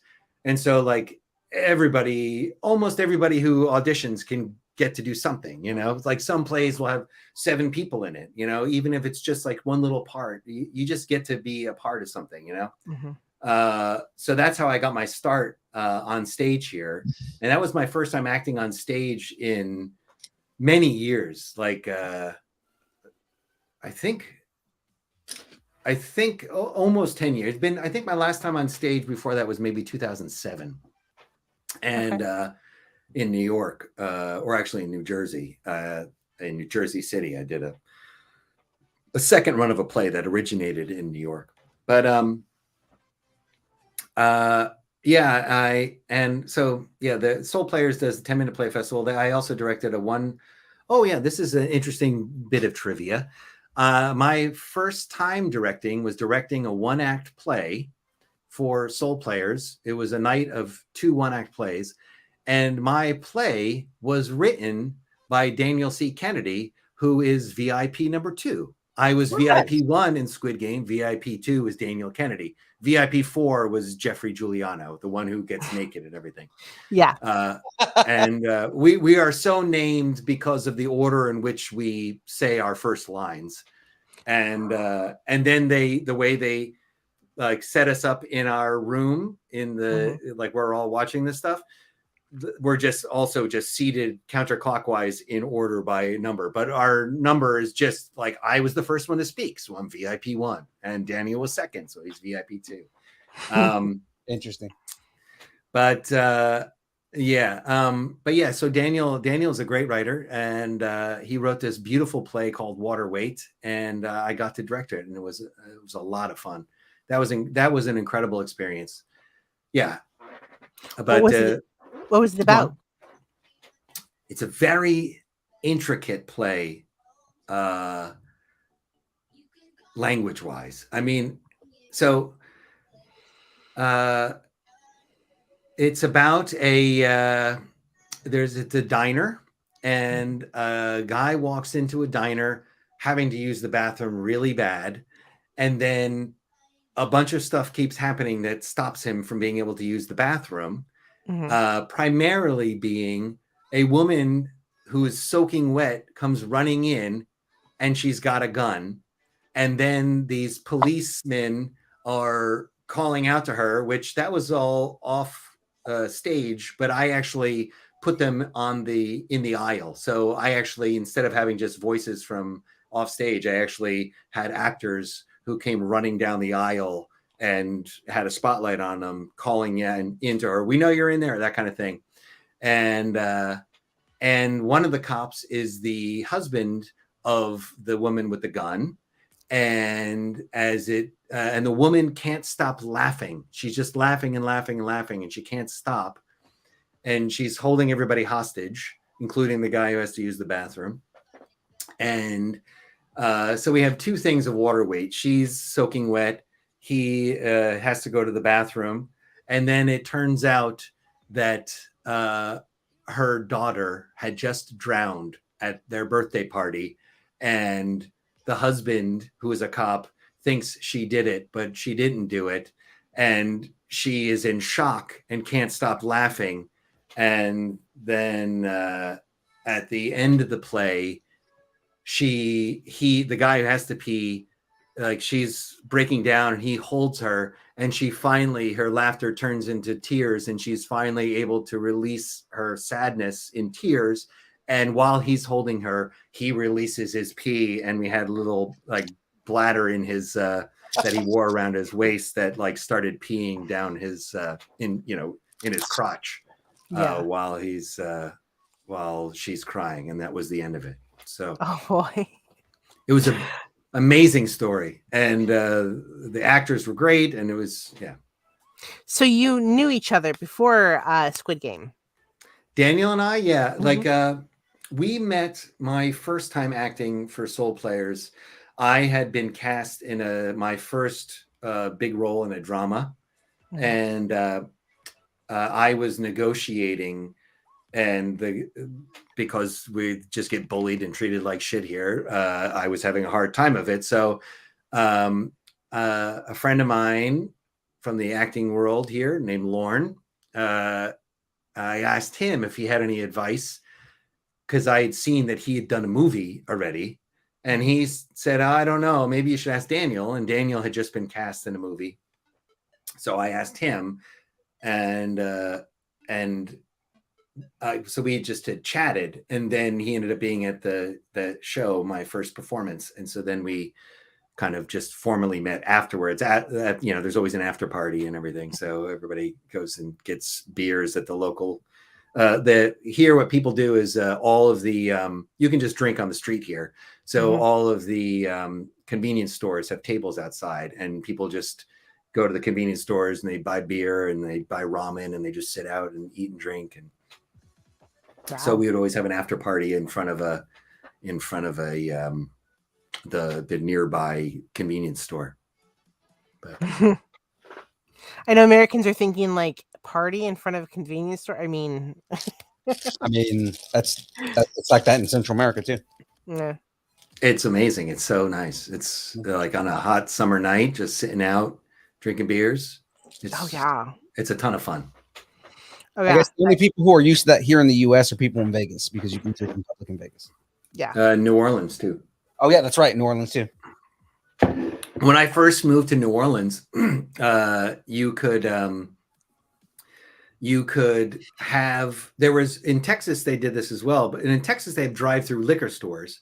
They might still have that, but in New Orleans they had drive-through like bars, like you could get a drink, and you were allowed to have n-1 number of drinks compared to the number of passengers. So it's like if there was 3 passengers, you're allowed to have, if there's 3 occupants of the vehicle, you're allowed to have 2 drinks in the car. So if there's a driver and 2 people, then you can have 2 drinks. And so like you could still literally just drive open with an open container, you could get a Hurricane and just drive around with a Hurricane, right? And who says you're not passing it around, right? I guess it's to make sure that the driver's not doing it, but of course they were. Right. Anyone who's got liquor in the car, they're drinking. That's yeah. But that's for you. Good thing. I'm not advocating for that in any way. I'm just saying that's the reality of it, right? Yeah. Let's talk a little bit about of course, the show Squid Game. How did you get into that? I auditioned. Really? So did you know what? Because I know sometimes they have like a working name, or they don't necessarily tell you exactly what's going on. Did you know all of what was going to happen? We knew the name from the very beginning. And I think we maybe had heard the name as Ojinga Game, which is Ojinga is Korean for squid. So we might have heard it as that first. And there was a bunch of different casting agents on it.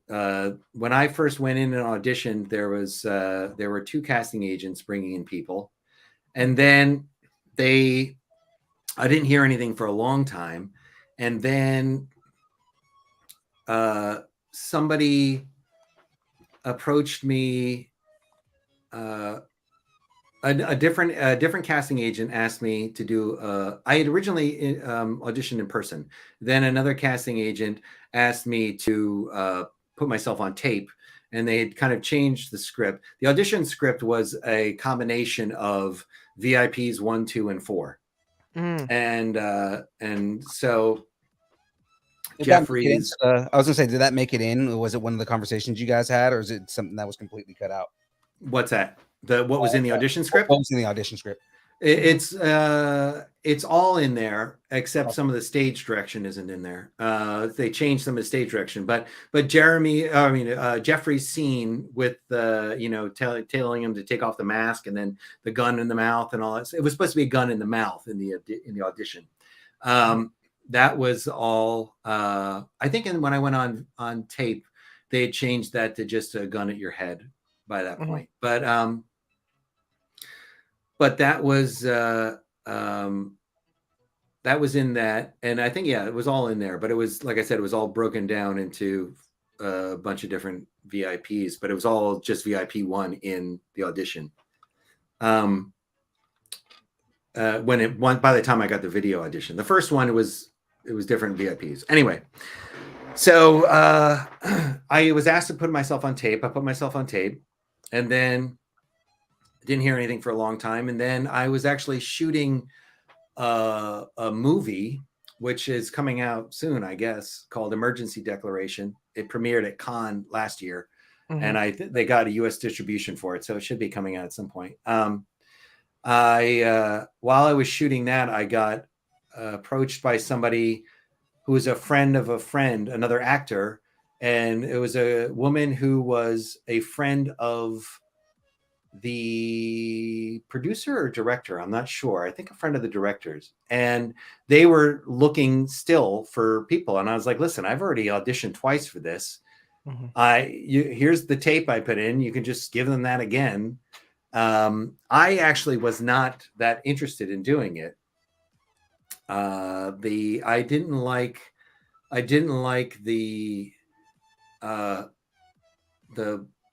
kind of the subtext that could be construed from the fact that the only gay character is such a disgusting creature who then gets a gun pulled on him and everything. And, right.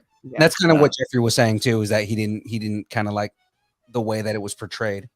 But not only that, but originally, and I wrote this thing to when that last person contacted me, I was like, listen, I'm not sure. I was like, I need to talk to I wouldn't do this unless I could talk to the director first to find out what his feelings are about this stuff, what his intention is, because I don't like what this is doing. And especially because in the first audition, in the script, it was like the same guy first is getting a blowjob from a woman, and then he's going to go get a blowjob from a guy. And it was just kind of saying, like, on like kind of a larger level, it's like there's nothing that happens to you if you abuse women. But if you're abusing a guy, you get a gun to you, or, you know, it was like the things that it was saying was okay. It wasn't overtly saying that. It's not saying that at all. It's like, really, if you take it at face value, it's just a character, and characters can be anything, right? Like, it can just so happen that Jeffrey's character happens to be gay, and that's the way that thing unfolded. And that's okay. You know, every gay person doesn't have to be the magical gay person, right? There are gay people who are assholes, just like there are gay people who are gay people, and whatever, you know? Yeah. Right. So it could just be that that's the way it is. But, you know, there's so little representation in Korea for that kind of stuff that I wasn't that comfortable with it. So, and I wrote this whole thing. I have no idea if the director ever saw it or anything, but I just said, like, I would want to talk about this if the only way I would do this, which was Jeffrey's role, was what I was being asked to submit for at that point in time.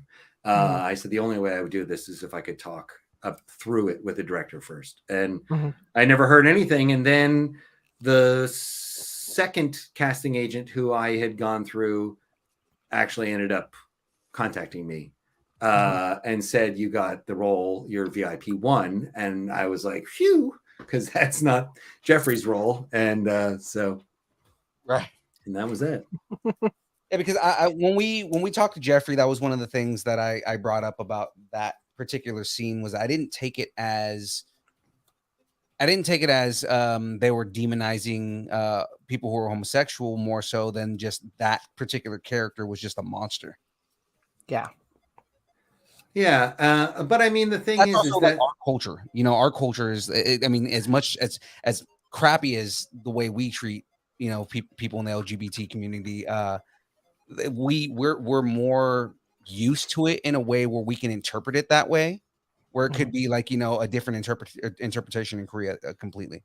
Sure, and not only that, but it's a much more puritanical country here, and as regards sex, and so the idea that wanting sex makes you a monster is always a problem as well, you know. You know, like there are people who use and abuse each other, and certainly sex is one of the weapons, and that's what was happening there. But it's just such a fine line when, like, you know, like like I mentioned to you before, like this article I wrote for Vice about this group in Northern California who would have these big sex parties.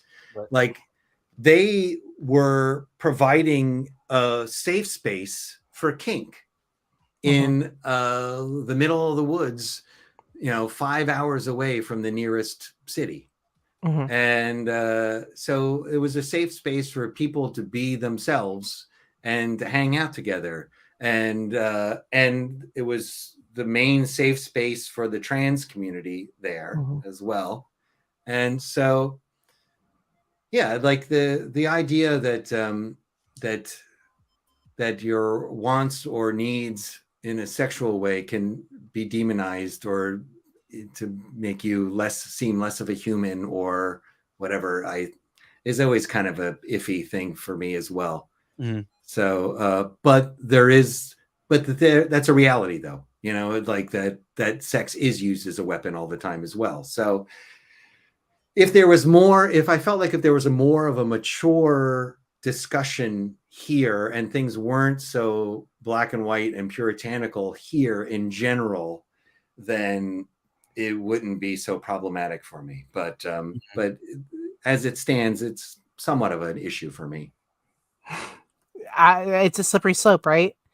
You ban one thing, how far do we go banning something else, right? Yeah. I'm not saying anything should be banned, certainly, but I think that if it generates a conversation, if people are allowed to have a conversation about it and they can have an open conversation about it and discuss those things, then I'm all for it. I mean, I don't think it should be taken off the air or anything like that. I think somebody should be allowed to express themselves. I think that people should also have an open-minded discussion about it as well. Mm-hmm. Which is definitely what these kind of shows are for, right? Yeah. And circling back around, because you did mention craft services earlier. What's craft services like? I'm curious. Well, so in the States, you'll have there's like a craft services table, and then there's like lunch and whatnot. So so here the lunches are just Korean food is the main thing. And what's so funny about it is you are going to be you're in a costume, right? You're in a costume that is, very important to keep clean. And they always serve kimchi jjigae, which is like this, like stringy pieces of kimchi with red sauce all over them are like flopping all over the place. And so to not get your costume covered with some kind of red stain is like, so I usually will put on a coat backwards, when I'm eating to cover up my costume, or I just take off if it's possible. If I'm wearing a button-down shirt, I'll just take it off and just wear a t-shirt underneath. I always wear a t-shirt underneath my button-down shirt, so because you can't mess up your hair either. So I'll take off my button-down shirt and leave my t-shirt so I can eat without having to worry about it. Maybe cover my pants with something. But for the craft services table, that's where the big difference is. It's just pure garbage here. It's just pure junk food snacks, choco pies, and candy bars, and that's about it. And then whereas in America, the last time I was there, it's been many, many years since I was around craft service. It's usually like nuts, some fruit, maybe there's some some like M&Ms or something like that, but it's mostly like hummus, vegetable sticks, maybe some bagels, but here it's just candy and like the cheapest snack food you can find. But then at night, if you're doing a long shoot, usually they bring in some tteokbokki, which is I don't know if you guys had that, the rice cakes with spicy sauce. Yeah. And sometimes they'll bring in like a corn. They have these Korean style corn dogs here. They'll bring in corn dogs for like a late night shoot, and those are always fun. I'm always happy to get those. But once again, tteokbokki, and this will be at the craft service table, which is like on set basically, and it's like this sticky red sauce that you're eating with a toothpick, so it's like extra dangerous. And we're all in our costumes. It's crazy. I don't understand. How long was those shoots for you? Was that a couple weeks or a couple nights? That one I think was 4 nights, maybe 4 days, 4 or 5 days. I can't remember. We had one day where we shot the entrance scene where we come in the elevator. That was the first thing we shot, was us walking out of the elevator. And then that night we walk in the elevator, and then we walk down the hallway, and then that night we shot the our walking out of the helicopter, which that's all CG. We're actually just on a soccer field, I think. and we were just walking down a soccer field, and they just had a giant blue screen behind us. That's interesting. Where they put but it was winter and it was freezing, and they had these giant fans blowing on us because it's supposed to be like a helicopter. Right. And it was fucking freezing. And then we shot the room, I think that was all just this big set, and it was a beautiful set. We shot that, I think that was 3 days. And the final fight where we're in that little room overlooking in that window, that's another set that was in the same big room, but just a different smaller set in the same big room and same big studio. So you shot it pretty linear. Yeah. Mm-hmm. Okay. Well, it's like because Jeffrey isn't in that final thing. That's right. So we shot everything in the room because Jeffrey is there, and then when Jeffrey wrapped, then we could move on to the next thing. Mm-hmm. So, and also we were one of the last days of shooting the front man's room. I can't remember what else is in there. The front man's room.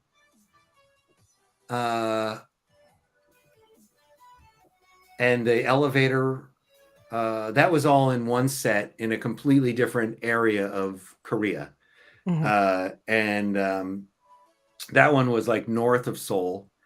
And then, so they wrapped shooting all that stuff. Like I saw Lee Jung-jae on set wearing, with the dyed red hair. My first day of shooting. I also saw the front man, so I knew the front man was like Lee Byung-hun is a huge star here, so that was like a big reveal. So that was when he has been shot and he's looking in the mirror at himself, and he's got the wounded shoulder, and then the VIPs are about to come. That was the first thing I saw them filming. Like I went on set I got into my wardrobe and everything, and then I went on set. And I saw them shooting that scene, and I was watching them do it, and that was pretty cool. So I knew the front man was from my first day of shooting, but that was obviously this huge secret that waited many, many months before it came out. And I also saw Lee Jung-jae with the dyed red hair that same day, and then a few weeks went by. We had to get yet another corona test in order to be able to get on set, and we went on set. That was the next studio, which was south of Seoul, like an hour and a half or 2 hours or something like that. So I know COVID had already hit before it hit here, so you guys were already in the midst of the pandemic when you were shooting, right? We shot in I think our first shoot was maybe October or November. Okay. Was supposed to, no. It must have gotten pushed back. I think it was supposed to be October. No, that's something else. Yeah, maybe it was in December. I think it was in December was our first, and then January. So December of 2020, and then like January of 2021. So we were in full swing. But we were so the first wave ended, had already kind of passed, and things were starting to open up a little bit. We never had a lockdown here. Ever. Right. No, I remember hearing about that. So you guys are a lot more health conscious in Korea than they are here, though. We're also a lot more I talked earlier about the individual versus collectivist. If you're sick here, you wear a mask so you don't get other people sick. Yeah. And we don't have a big stay home culture here. The work ethic is like a little insane, but you wear a mask. That's common to wear a mask here if you're sick. Also, we have such bad pollution that we wear masks anyway for that. But the fact that it was politicized, where you were doing something wrong by wearing a mask, instead of like, I'm trying to make things better for my fellow humans, is just bizarre to me. Like, that just seems like the most obvious thing to do as a society. Like, yeah, okay, we're all going to band together and try and make things better for everybody by wearing masks. And that was it. But then there was no problem with that here at all.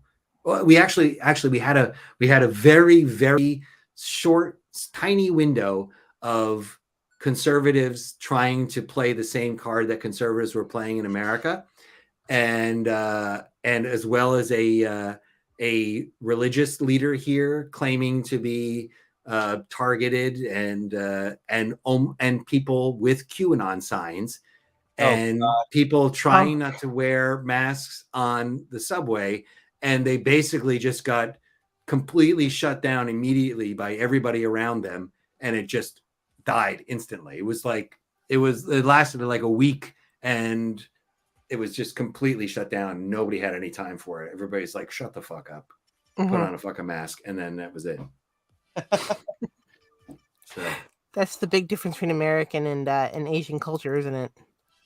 Yeah, I think that's where you really see that main, I would say that's the main difference that kind of permeates everything, is the difference between the individualist and collectivist view of your society. Your role in society determines your individuation, Yeah.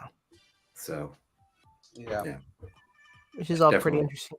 I know we're starting to wind down. I'll ask you because it's a question that we ask pretty much everyone that interviews with us. What are you currently nerding out on? I think I already discussed that. Yeah, I'm nerding out on the just on storytelling. I love that. I've been doing a lot of acting workshops lately, so I'm nerding out on craft a lot, in every way. But I love cooking, and I love cooking shows. That is something that I never stop nerding out on. And I also love math and numbers, and I've been nerding out on poker lately. I used to play poker a lot back in like the early 2000s. When I lived in New Orleans, I used to play poker in there's a bunch of casinos there, and in Biloxi, and in the Gulf Coast of Alabama. And I used to play poker at all the various casinos there. That was very fun. And so kind of lately, I don't know what happened. I happened to see something come up on YouTube, and I watched it, and then just like reinvigorated my love of poker. So I've been thinking about there were a couple. I've been on a couple sets here where some younger guys were playing poker, and I've like sat in for a few hands for the fuck of it. And when things open up again, I would love to, I know they have like regular games and stuff, so I'd like to kind of maybe start joining a game for fun. I'm not like a huge gambling guy. I don't want to like lose a bunch of money, but I don't mind like, putting aside $20 or something to have a night of fun playing some poker. Right. So. A good 21 and just having, I like to do that too. Actually, the chat is going nuts asking about food. What's your favorite dish to prepare? I love it. I love that the chat gets super invigorated when they hear about food. That's how you know food, yeah. Right now I've been cooking something that I'm a little obsessed with, which is actually a Chinese dish called tomato eggs. And it's like apparently it's like the dish that every like Chinese school kid learns to make first. And sounds like top ramen, right? Yeah, you just scramble eggs, and then you take those out of the pan, and then I do mine with onions and garlic, and I fry up some onion and garlic, and then you put in you chop up tomatoes, and you put those in. They use sugar. I don't use sugar. I use ketchup. They always use ketchup too, but my sugar comes from the ketchup only, because I'm not into sweets that much. And I put ketchup, and then I use a little bit of soy sauce and I can't think of the English word. Sesame oil. Oh, no, okay. Toasted sesame oil. It's chamgirum in Korean. That's how I always refer to it.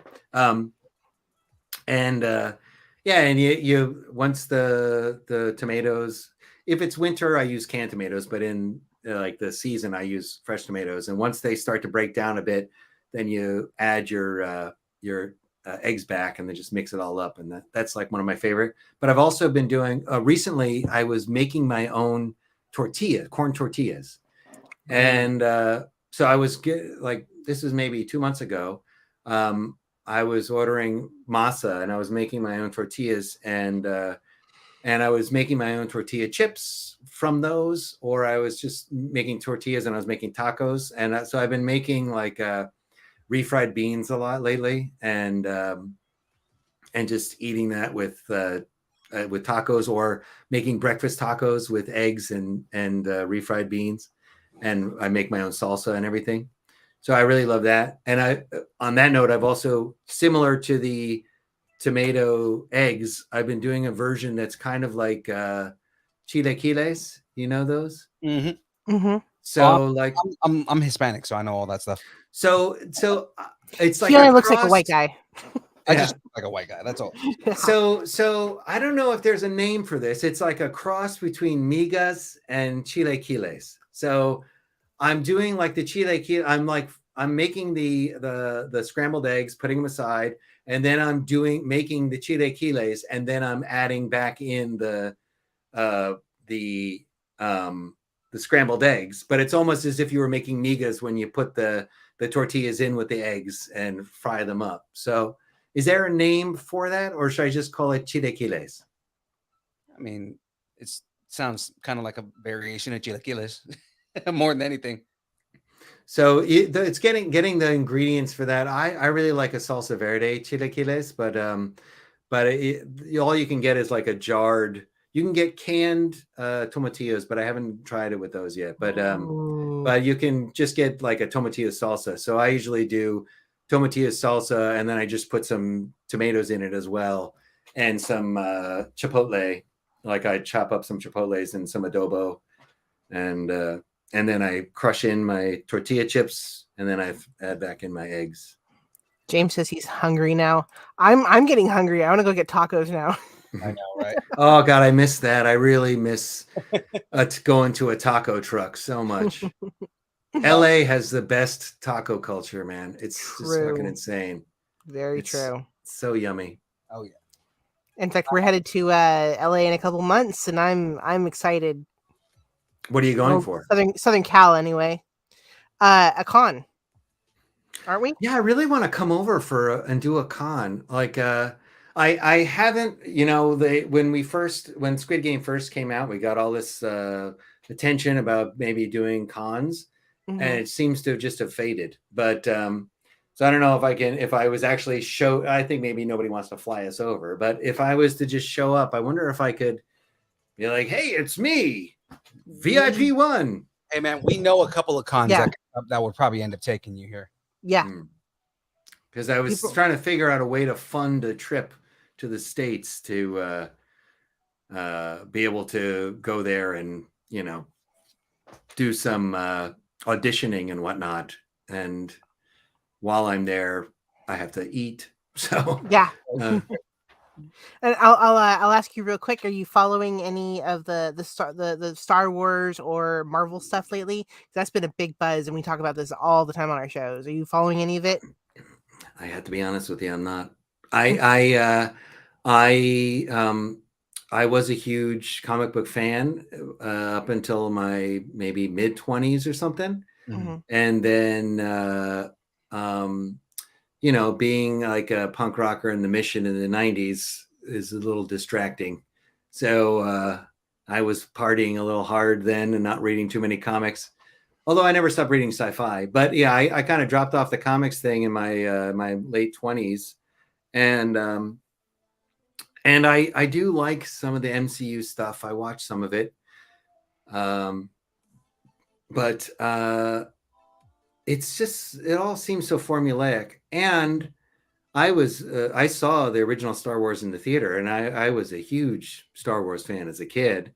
The prequels, not so much, and the sequels, I was not a fan of at all. Although I did really like Rogue One, and I haven't seen Mandalorian or Boba Fett. I would like to check. I heard Mandalorian was great, and I love the technology. I'm trying to learn the technology, using Unreal Engine. I'm trying to do that. I also, that's another thing I nerd out on is any kind of VFX stuff. I love learning that stuff, and I play with it a bit. But having a computer, I got a new laptop. My old one was dying, and I got a new one. But it's like the bare minimum of being able to really do anything in Blender. So it's not as powerful as I wished it was. So I need to get a nice big fat roll on something so I can afford to get like a beefy VFX computer. That would be my dream. There you go. Working with green screen or Unreal Engine behind you. Yeah, I was just saying to a friend that's a dream of mine. Even just be like, look at the screen, be near it, right? Yeah, I mean, I also love, like I said, I also love production design. So, oh yeah, I showed you before we started this thing. Foot. Let's do the foot real quick before we do the dance party. So let's. Oh yeah, perfect. Let's show. Hang on. Yeah. I completely forgot to ask you about that. Tell me a little bit about the foot. I almost destroyed my computer. You didn't have his trying to get it. Yeah. So from Soul Players, the group that puts on shows, I directed a 10-minute play and called Frostbite, and in it, a couple people are eating the leg of a third member of the cast, and so I had to make the leg, and this was the leg I made. It was a mannequin. I cut off the bottom leg, and I cut off the top here, and I put a stocking over it so it would have something to grab onto, and then this is all plaster, and then I just kind of made it rough to look like burnt flesh. And there was a toothpick here, 2 toothpicks, and I would put a block of Spam and carve it into toes and put strawberry jam all over it, and then the cast members would eat the foot during the play. And then this is just like some cardboard that I folded up and then plastered to look like bone, and there's some like meteor bits up here. So yeah, it was a lot of fun. I did some when I was in New York in the early 2000s. I did a lot of art department stuff, and I got to work on a job building miniatures. We built a miniature set of Troy. Ooh. For there was a cable show called A&E. I don't know if that's, or a channel. I don't know if that's still around, but A&E is huge. Oh, yeah. It's still there. Okay, so it was either A&E or Bravo. I can't remember which. They did when the movie Troy came out. They did a documentary on the real Troy, and Susan Sarandon was the narrator and host. Oh, nice. So I got to work with her too. That was kind of cool. But we built a miniature city of Troy, and that's how I learned to do this like kind of like wash painting style and everything, and the rough plaster work and all that to give texture. And so I love doing that kind of stuff. Yeah. Very cool. I also made oh God, I wish I had that. I don't know where that is anymore. I also made a fake penis. The second 10-minute play that I directed was naked people in a human zoo. And so the guy he wore like nude colored panties that had a fake penis that I made out of one of my wife's socks that I filled with coffee beans and a Brazil nut for the head. It was,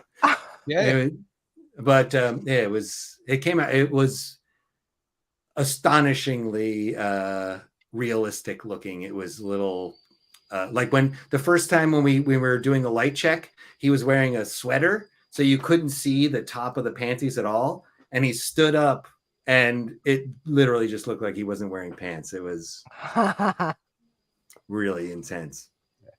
Just real quick, just to answer a question that's all on the chat here. James, yes, we did cover how he ended up in Korea. Did we? Yeah. I came over for a job. Right. Yeah. Mm-hmm. I love James's comment. Bet it smelled great. Yeah. You could like just use it as a tea bag if you wanted. So literally, the idea of tea bagging was. There we go. Actually, you could actually do it. Wait a minute. I got some for this. Thank you. I'll be here all the week.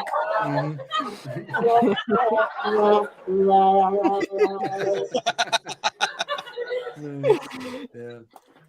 Okay. Well, we are 16 minutes over, but thank you so much. This has been so much fun. No, we've had a great time. I've literally see. Normally, I am like talking through everything, and I've just been listening to the stories while I'm building the Batmobile, of course. But I mean, like just listening to these stories, and it's like, wow, this is all just super like fun, interesting, just kind of the stuff you've been around, man. Like the things that you've experienced and things you've been around to inform on everything. This is great. This is a great. The secret is don't die. Yeah, and then you just kind of get to keep being here, and then so don't die and keep your eyes and ears open. There you go. You do a lot. One last question: did you keep anything from set? Oh no, I didn't. I didn't. In fact, I don't even think I have. I always keep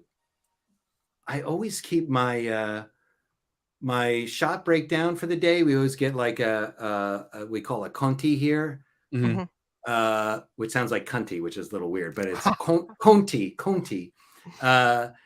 which means for continuity. And it's like your shot list and like the scripts and everything, and the call times and all that stuff, all in like a little packet. And I always save all those from every shoot I do, but I don't even know if I have that shoot. And I never got the full script for that. So all I ever got was my scenes. There's some shows I do where they give me the whole script. I've got a bunch of scripts. I've been in a bunch of shows. So you got more sides than scripts, right? Yeah, it was like as if you were getting sides for like an audition or something almost, you know, it's like barely anything.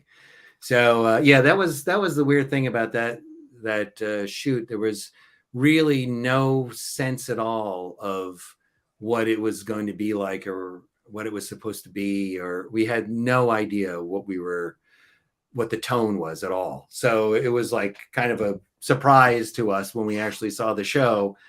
So that was, it was a little, that's very common here for us. Hopefully that's changing now, but it's very common for us to just get thrown in there and they say, just do this. And you hope you do it okay. But then you're just left to bear the brunt of whatever tonal mismatches there are. And even though that's not your responsibility, that's, obviously the director's responsibility, but right. I can't wait to see what you do next, and hopefully looking forward to season 2 of Squid Game. Yeah. And I hope something like that happens. I'm knocking on wood right now. Yeah. Greenlit it, but I mean, we don't know where that's going. So yeah, I think they're probably spending all that new Netflix money on a bunch of famous white people, as opposed to like a bunch of like non-famous white people, is my guess. So I think it's probably unlikely that they would call us back, but who knows? We'll see. It'd be cool to see you guys back, though. I mean, I would fucking love it, obviously. So. Yeah, absolutely. And I guess I'll see you guys maybe over on Kyber Cave After Dark some point in time. Huh? Yeah. Again, there. I know he wants me to come back, and I'm sure he wants Phoenix to come back. So, we'll probably see each other on After Dark again at some point. Sometimes I'm lurking. You don't even know I'm there. So. I don't always have time, or sometimes the topic doesn't like really hit with me, and I don't want to just arbitrarily comment on stuff that I don't really. No, but I love Van and Ezra, and I'll always like going back. So I'll definitely check that out again. I'll be on there again for sure. For sure. Well, Oh, sorry. It is our time. Let's go ahead and do our pluggables and our shout outs and everything like that. John, tell everybody where they can find you and kind of everything, all your social medias, all the shout outs, everything. Okay. Instagram is sudden_A, but I think you can just search John D. Michaels on that. YouTube is, I think you can just search John D. Michaels for YouTube. IMDb, you can search John D. Michaels and go to my IMDb page. That helps that whole algorithm thing, I guess. I don't know. I'm trying to keep myself out there. And also, if you want to see my movies, you can see them on my YouTube channel or Soul Seller Productions. It's at the bottom of the screen right now. I'm watching it go by.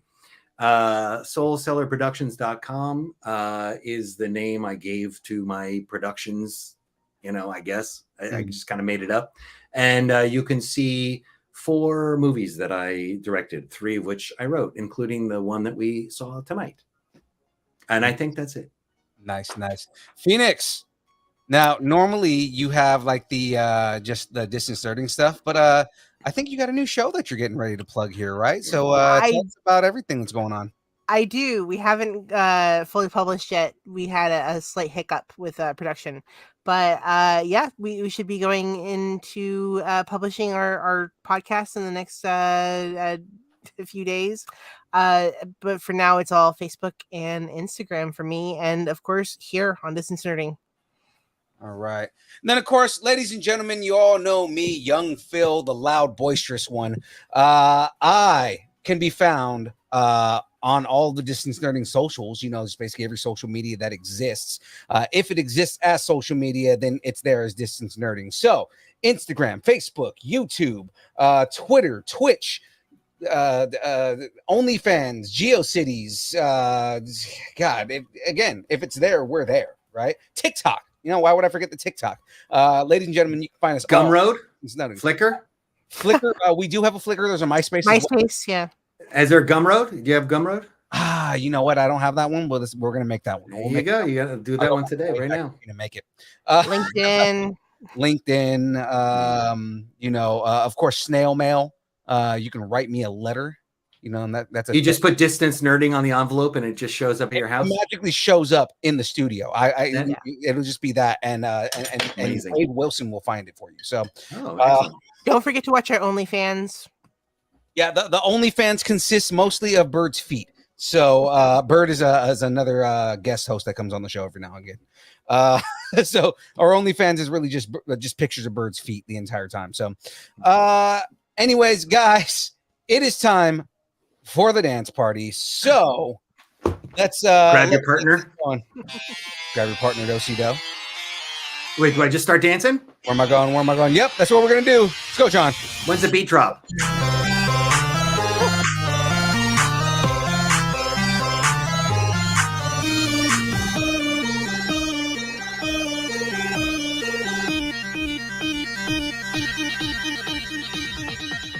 Distance Nerding.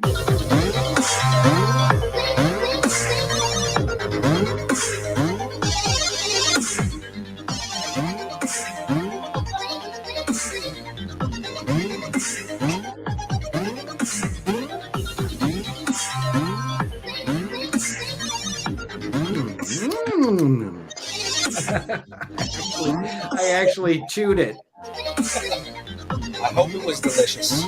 It was amazing. It tasted like art. It tasted like genius.